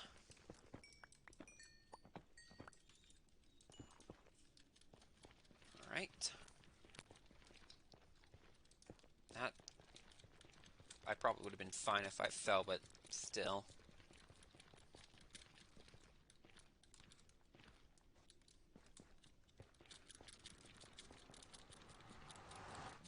Oh.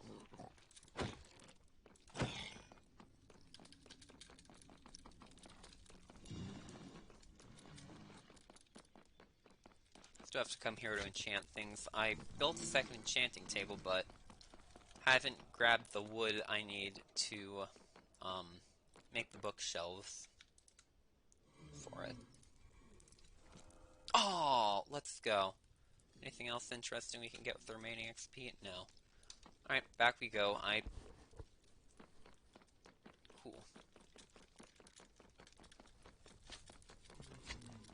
Here, a magna cube. Always kill other skeletons. You never know when they'll drop a skull. I need to put looting on this sword. I'm at 29 levels. I thought I'd...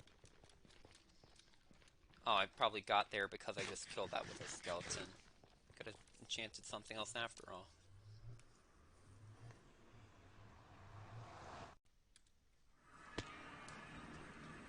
Alright,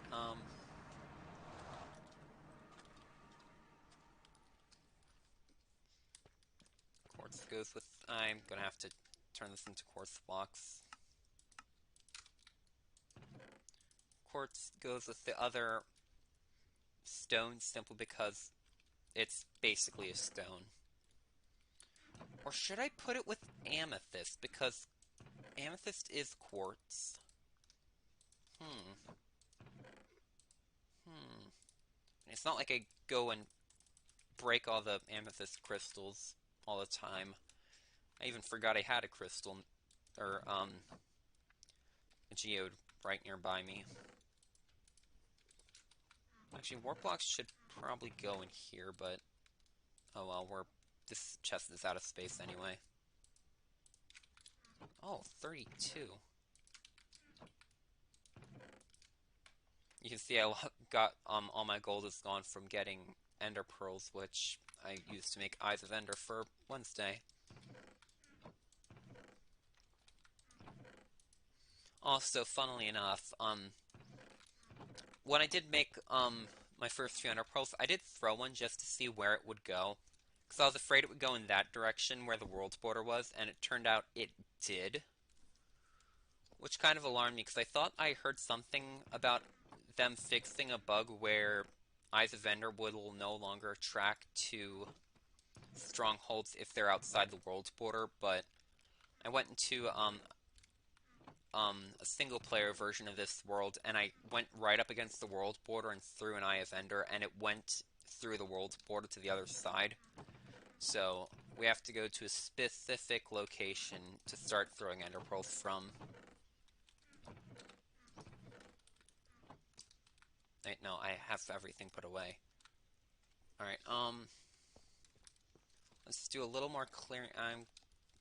No, I don't need to sleep. I'll be fine. Let's do a little more clearing, and then let's grab some sand.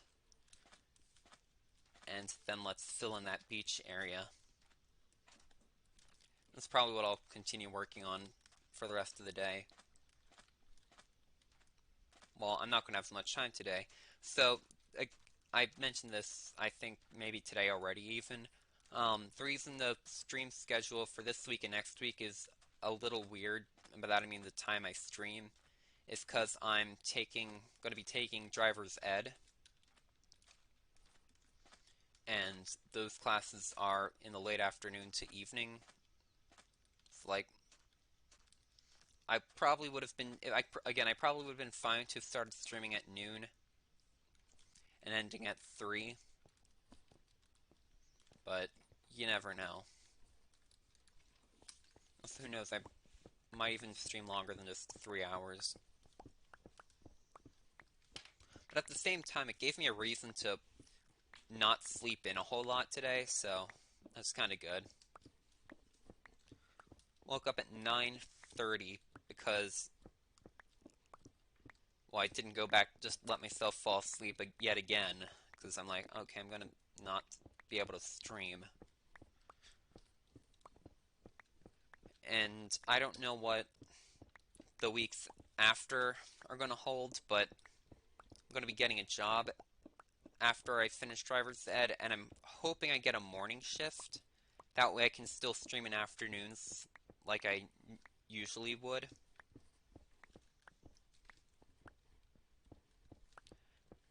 Also, it would give me the entire afternoon and on to do work on here.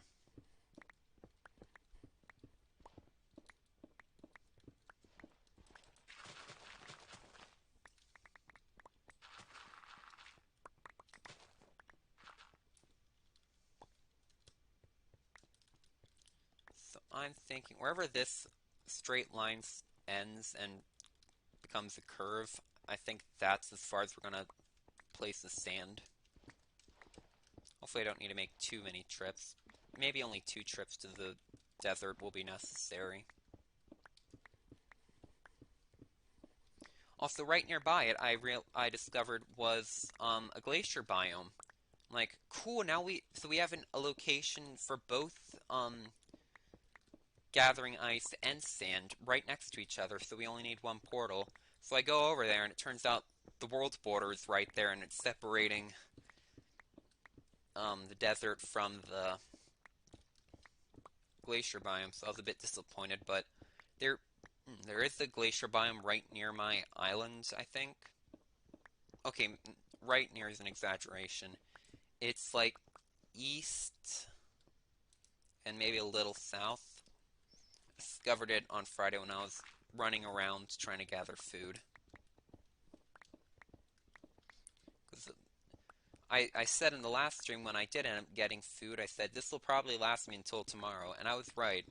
Lasted me until tomorrow, and then not at all afterwards, so I had to gather more food. Hopefully when I make the Guardian farm, so I can get Prismarine, um, I'll get cooked cod again, or cod. Actually, I might use lava to kill them, because now they'll, I mean, I didn't realize they didn't do that, but they'll start dropping cooked cod, so I won't even need to smelt it in my furnace to get cooked cod, because at the beginning of last season, I basically just ate golden carrots, because I had... What did I get all my carrots from? Where did I get all my carrots from? I know I had a gold farm. Maybe I bought a bunch. Because I don't recall having a collection, because I know the closest thing to a carrot farm I had last season was the villager breeder I had at the beginning of the season, which used carrots, but I don't recall collecting any carrots from there. I mean, if I walked in there, I'd end up picking up a few, but I might have gotten them from Mina, or actually Tiger Chicken.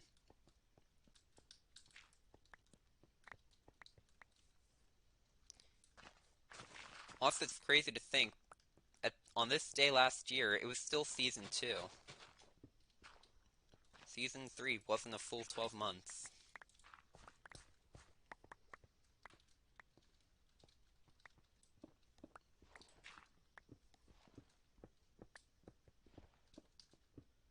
And it's this... I think I've said this once or twice before already, but this season feels so weird. But... And it's because everything's new, but the issue is I haven't... This hasn't felt weird before in previous seasons when we've started. Like, in my head, it's still Season 3. Like, last night when I looked just to see what, the, creeper farm, like, what shape I had to build the outline of it was, I went to the Season 3 world, and, like, it felt normal to be there, and not in this world. Like, in my head, I think it still thinks it's Season 3, like, yeah, if I just fly in that direction, maybe, I'll be back at my island, and I'll just go into my gold temple and grab my elytra, and then I can fly around again. No, I can't do that. It would be cool if all the worlds were connected, though. Actually, that is... Now that I think about it, that is actually really possible to do. If I just shift the world border over to a new section of the world each season. The issue is, would probably be impossible to download the world file. I got a scary message when I tried to download the world file. It's like download failed when it was at like 27% download. And I panicked. I'm like, let me try this again just to be sure. And the second time it said download failed again, but it kept downloading anyways. And it finished the download.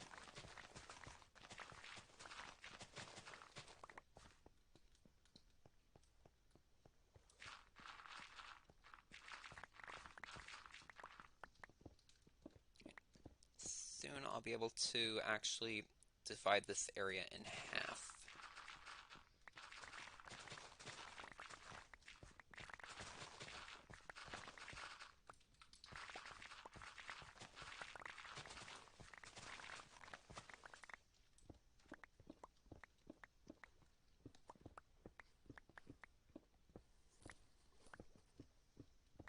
A way I've thought about combating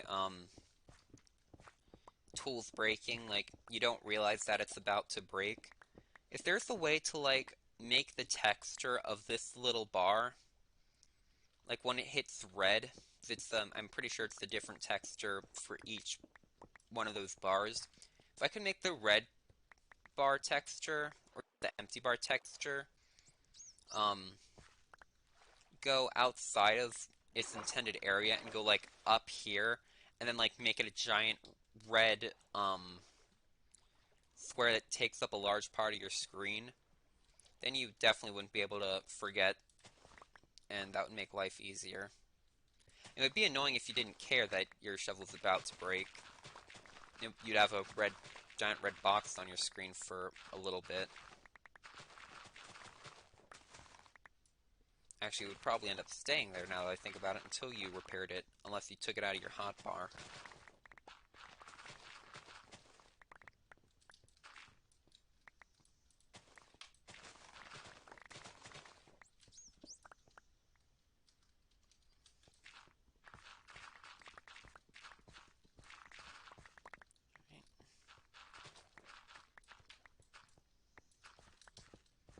'Almost done. Do you have to... I don't need to clear that top part. I mean, I will do it, but if I want to place in the sand, I don't need to do it right away.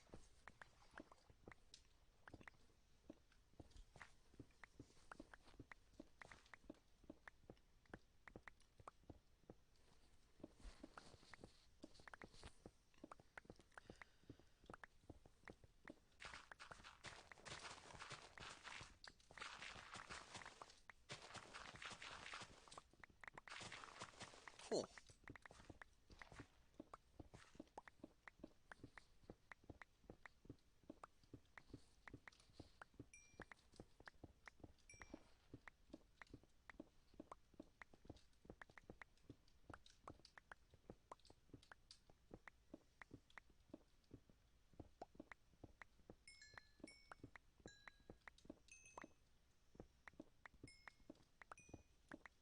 Let's eat.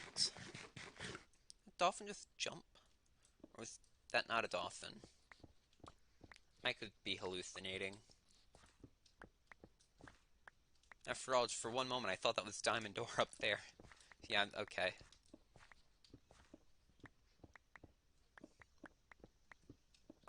It's getting darker, which means nighttime. Only thing I have to worry about here is phantoms, which I'm pretty sure do still spawn on Mushroom Islands. I don't remember if that was a bug or not, or if that was considered a bug or not, or what. But I remember in Season 2, even on my Mushroom Island, I wasn't safe from them. And I definitely had phantoms attack me so far this season a couple of times. Usually it's not nighttime long enough for them to attack me, and even when it is, I've usually slept recently.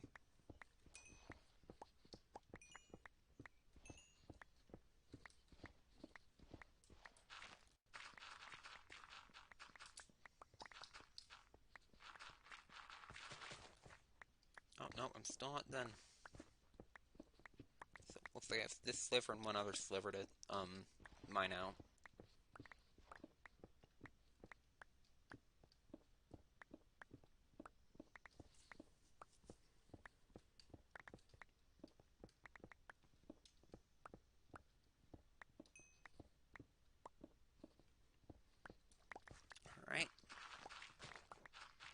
last little bit. Oh, and I guess there's some dirt I missed. Also, I gotta get that mushroom.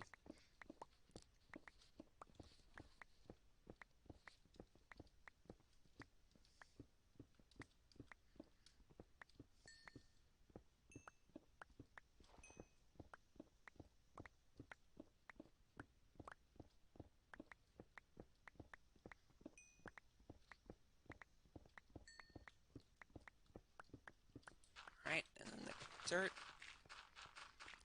And then I gotta, actually split this area in half. But actually, also, where does the area actually curve? Actually, no. I'm gonna go and terraform up to shortly before that starts, because this whole area is actually going to be a bit different. Because this is actually a pretty wide area of the beach, kind of like over there, how I mentioned it didn't follow the 50-50 split rule for that area, simply because the beach area was so big. So let's go to here. Oh, actually, I gotta keep that as that is. This is roughly 50-50.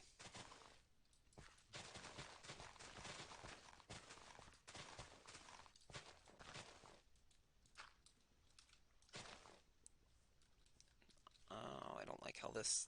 Oh, let's do that.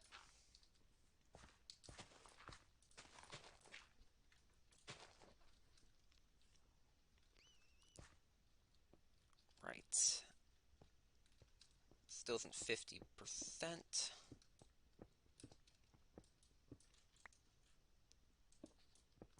Hmm.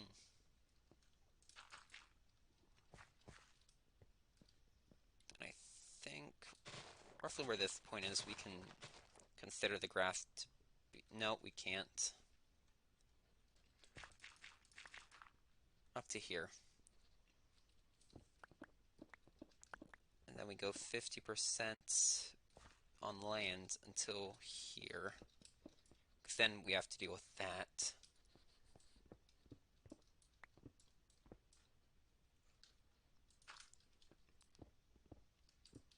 Oh, my inventory's full.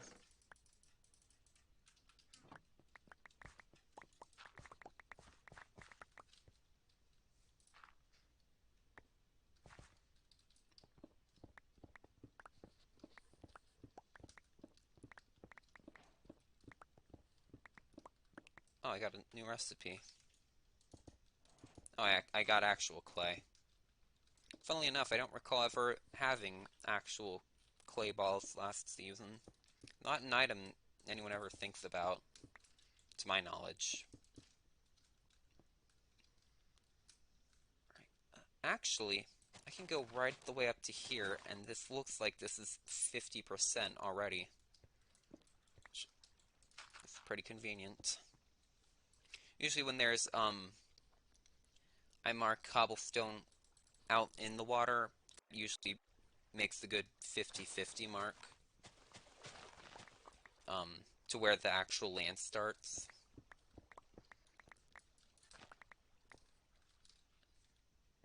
That actually looks pretty good.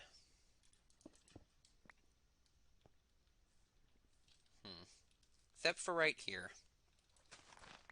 This is where the 50-50 mark of this is. Also, I don't like the general curve it makes.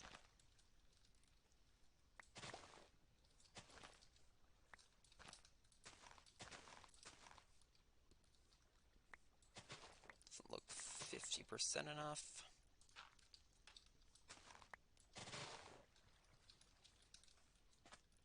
This looks okay. Hmm.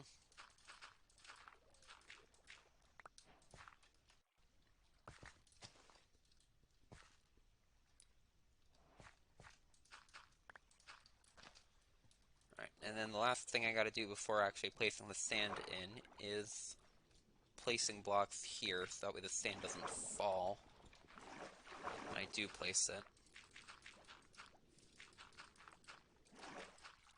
Probably one of the most annoying parts, just because a lot of it happens underwater, or while I'm in water. Meaning movement is slow because I don't have Depth Strider.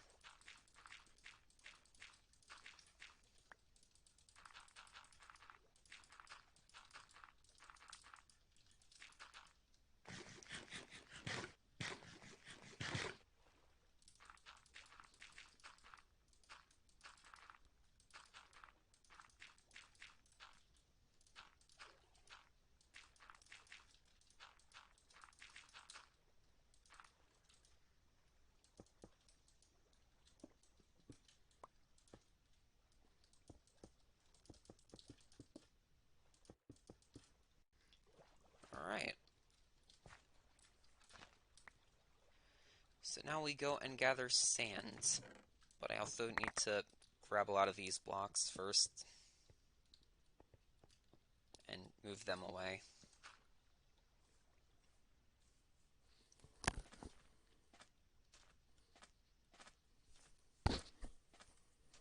And actually, I think I already have some sand. So I'll place that first.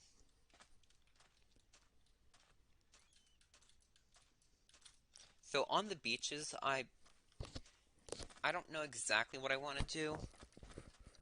I do know for a fact that I want to make there be some way to get from the city or town area to the village area. I don't know if I should make a road on the beach, or a road that cuts through the jungle, or even a road that kind of cuts into the volcano a little bit. That'll take you around and over to here. I do know it probably has to be on the east side of the island, because the west side is just going to be jungle and cliffs. So yeah, it definitely wouldn't be a good idea to put a road on a cliff.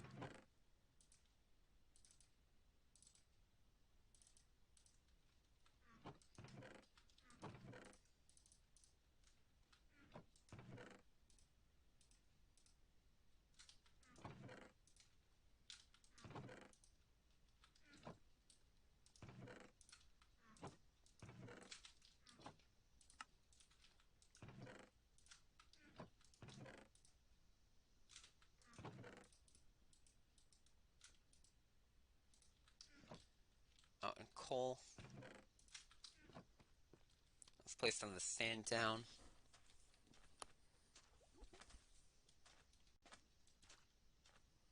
And I gotta be on alert because one of my enemies is online.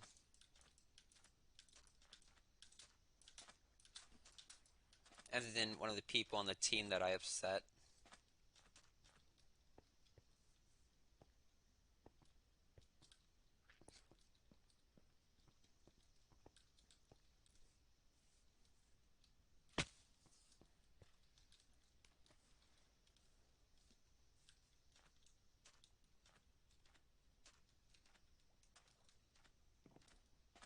So I hate that it takes this long to get here.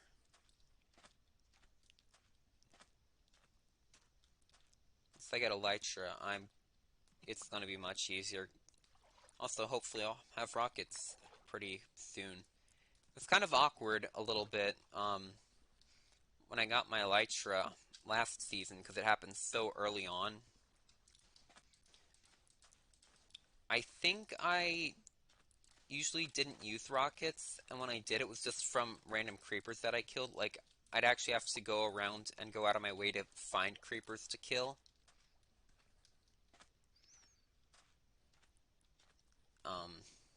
That was kind of annoying to do.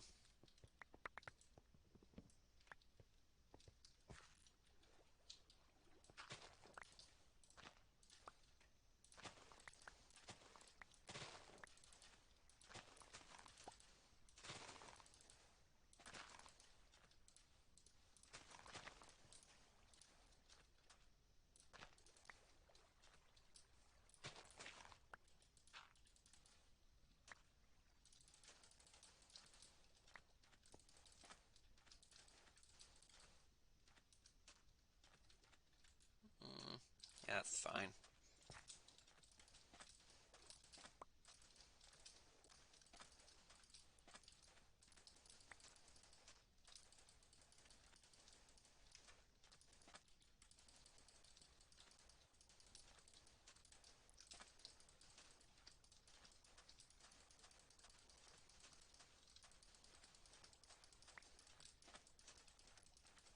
But also, I keep losing my train of thought. Also, I was talking about how I would connect these two areas. I don't know exactly what I want to put on the beaches. Like, maybe some beach towels and umbrellas, but I just feel like there needs to be more than just that on the beach. Put rocks and pollution that's washed up on shore. That would be hilarious, but not wouldn't look good. Be realistic, but not good. I wouldn't do that.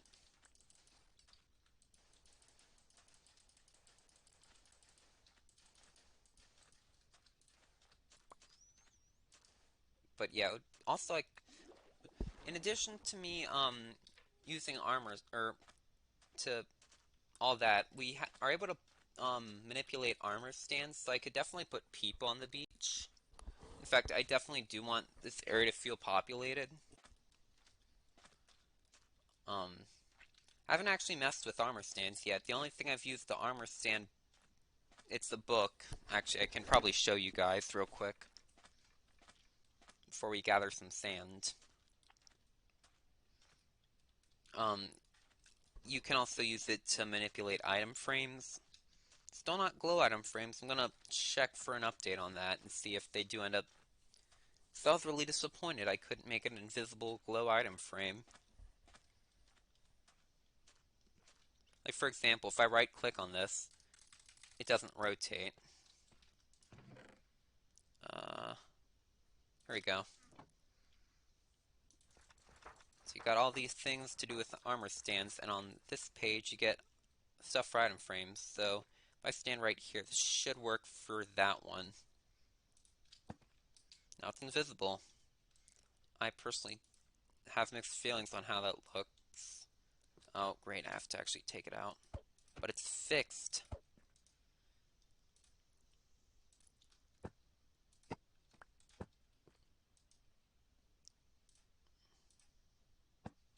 There we go. Alright. Put this stuff. Oh, I need a new chest. Dang it. Told me it wouldn't come to that.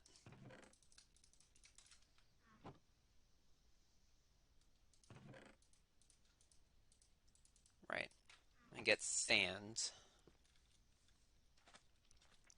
Now you guys get to see how annoying it is to go to the desert.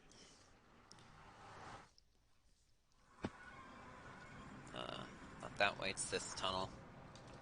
So we need to head to negative 500, or negative 550, or Z equals negative 550. I'm already in the positives, so I have to go extra far. Usually me doing this for 2 minutes.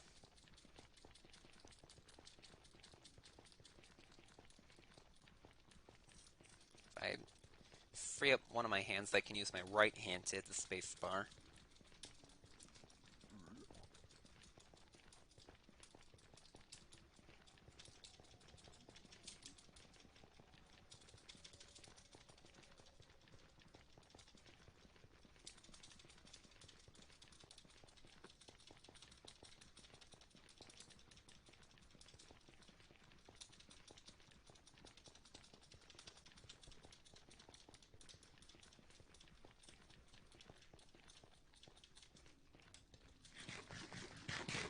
Or just a little bit more to go.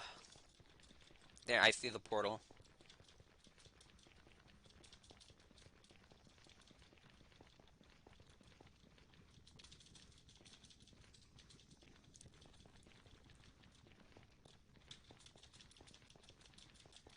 There we go. I hate that. I want to use the ice, but by the time I have elytra, it'll probably be way easier.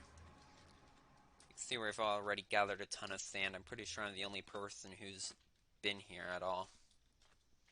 See the ice spikes, and you can see the world border. Not ice spikes.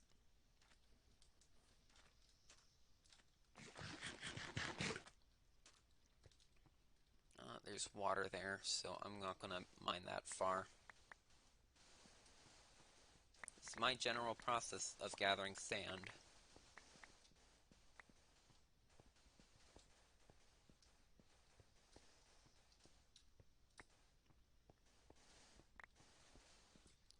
Then there's the bump, so I come up here, do these three. We shouldn't need too much. I'm not gonna go for full inventory. Let's go for just, oh, for 9 stacks.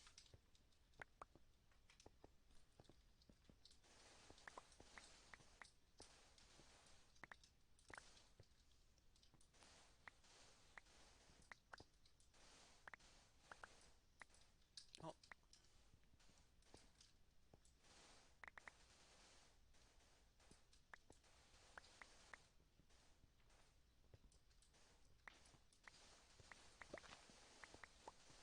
all the way over here.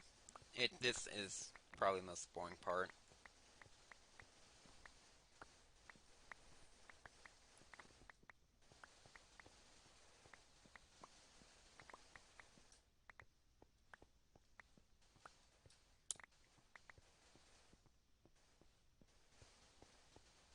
Since I'm since I don't need that much, shulkers wouldn't really be necessary here, but what I would probably have done if I had shulkers from the start is I would have just gathered all the sand before doing the beach. Or at least as much as I thought I'd need, which would probably be like 10 or 12 shulker boxes. Probably in the end it's more than that, but I would have come back after the fact. Yeah, this is more than enough, probably, for that one little area.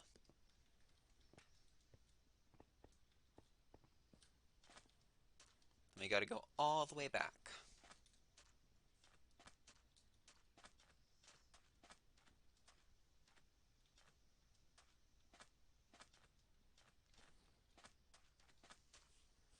I'll finish, and then I'll place down the sand, and I think I'll end the stream.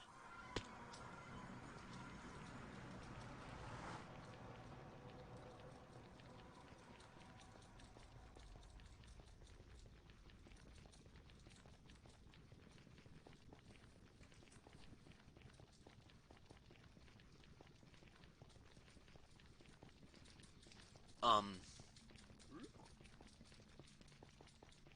by next stream I'll hopefully have finished working on the beach. Actually, I gotta keep in mind how much time I'm gonna have. I would have liked to have finished the beach maybe, at least a good bit more of it. Maybe have cleared out the area for the creeper farm. Then maybe next stream I can actually build the creeper farm. I've yet to actually build the farm itself on stream, like the actual... I've built the exterior last season on stream a couple of times, I think, but never have actually built the farm itself on a stream. I do want to try and build some cool new farms that I haven't before. Of course, I mentioned the Wither farm or the Wither Skeleton farm, but I'm also interested in maybe making a Trident farm. I was tempted to build one last season, but I just didn't. Light at the end of the tunnel, literally.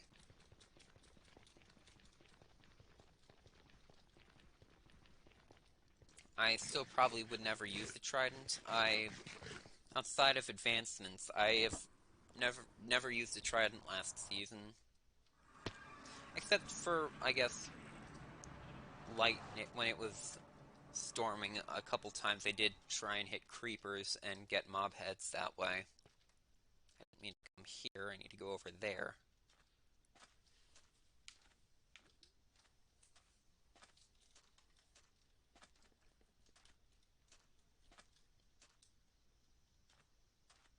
Five people online. really afraid for after Wednesday when people have elytra.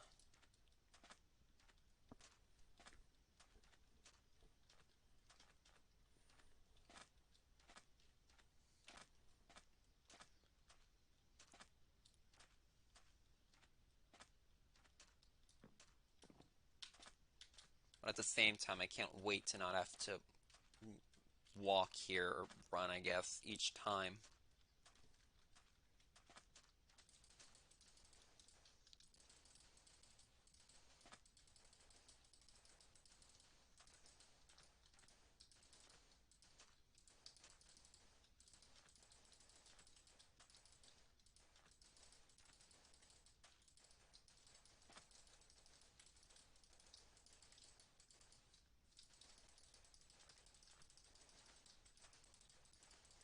Right?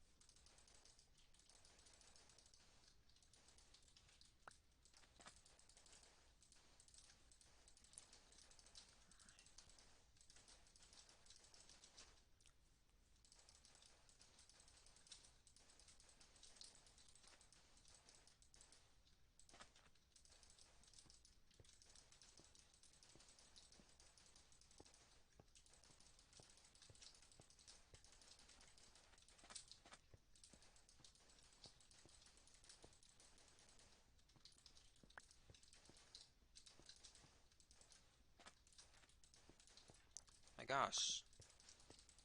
Stop placing where I don't want you to be placed.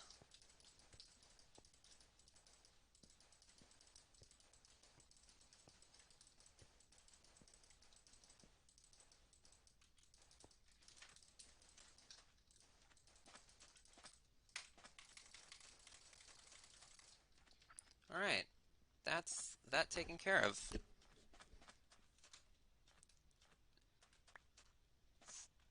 So now you guys know how I've been building these beaches, and I mean, it looked harder because of that one area where I actually had to, oh, there's more mountain I have to take out.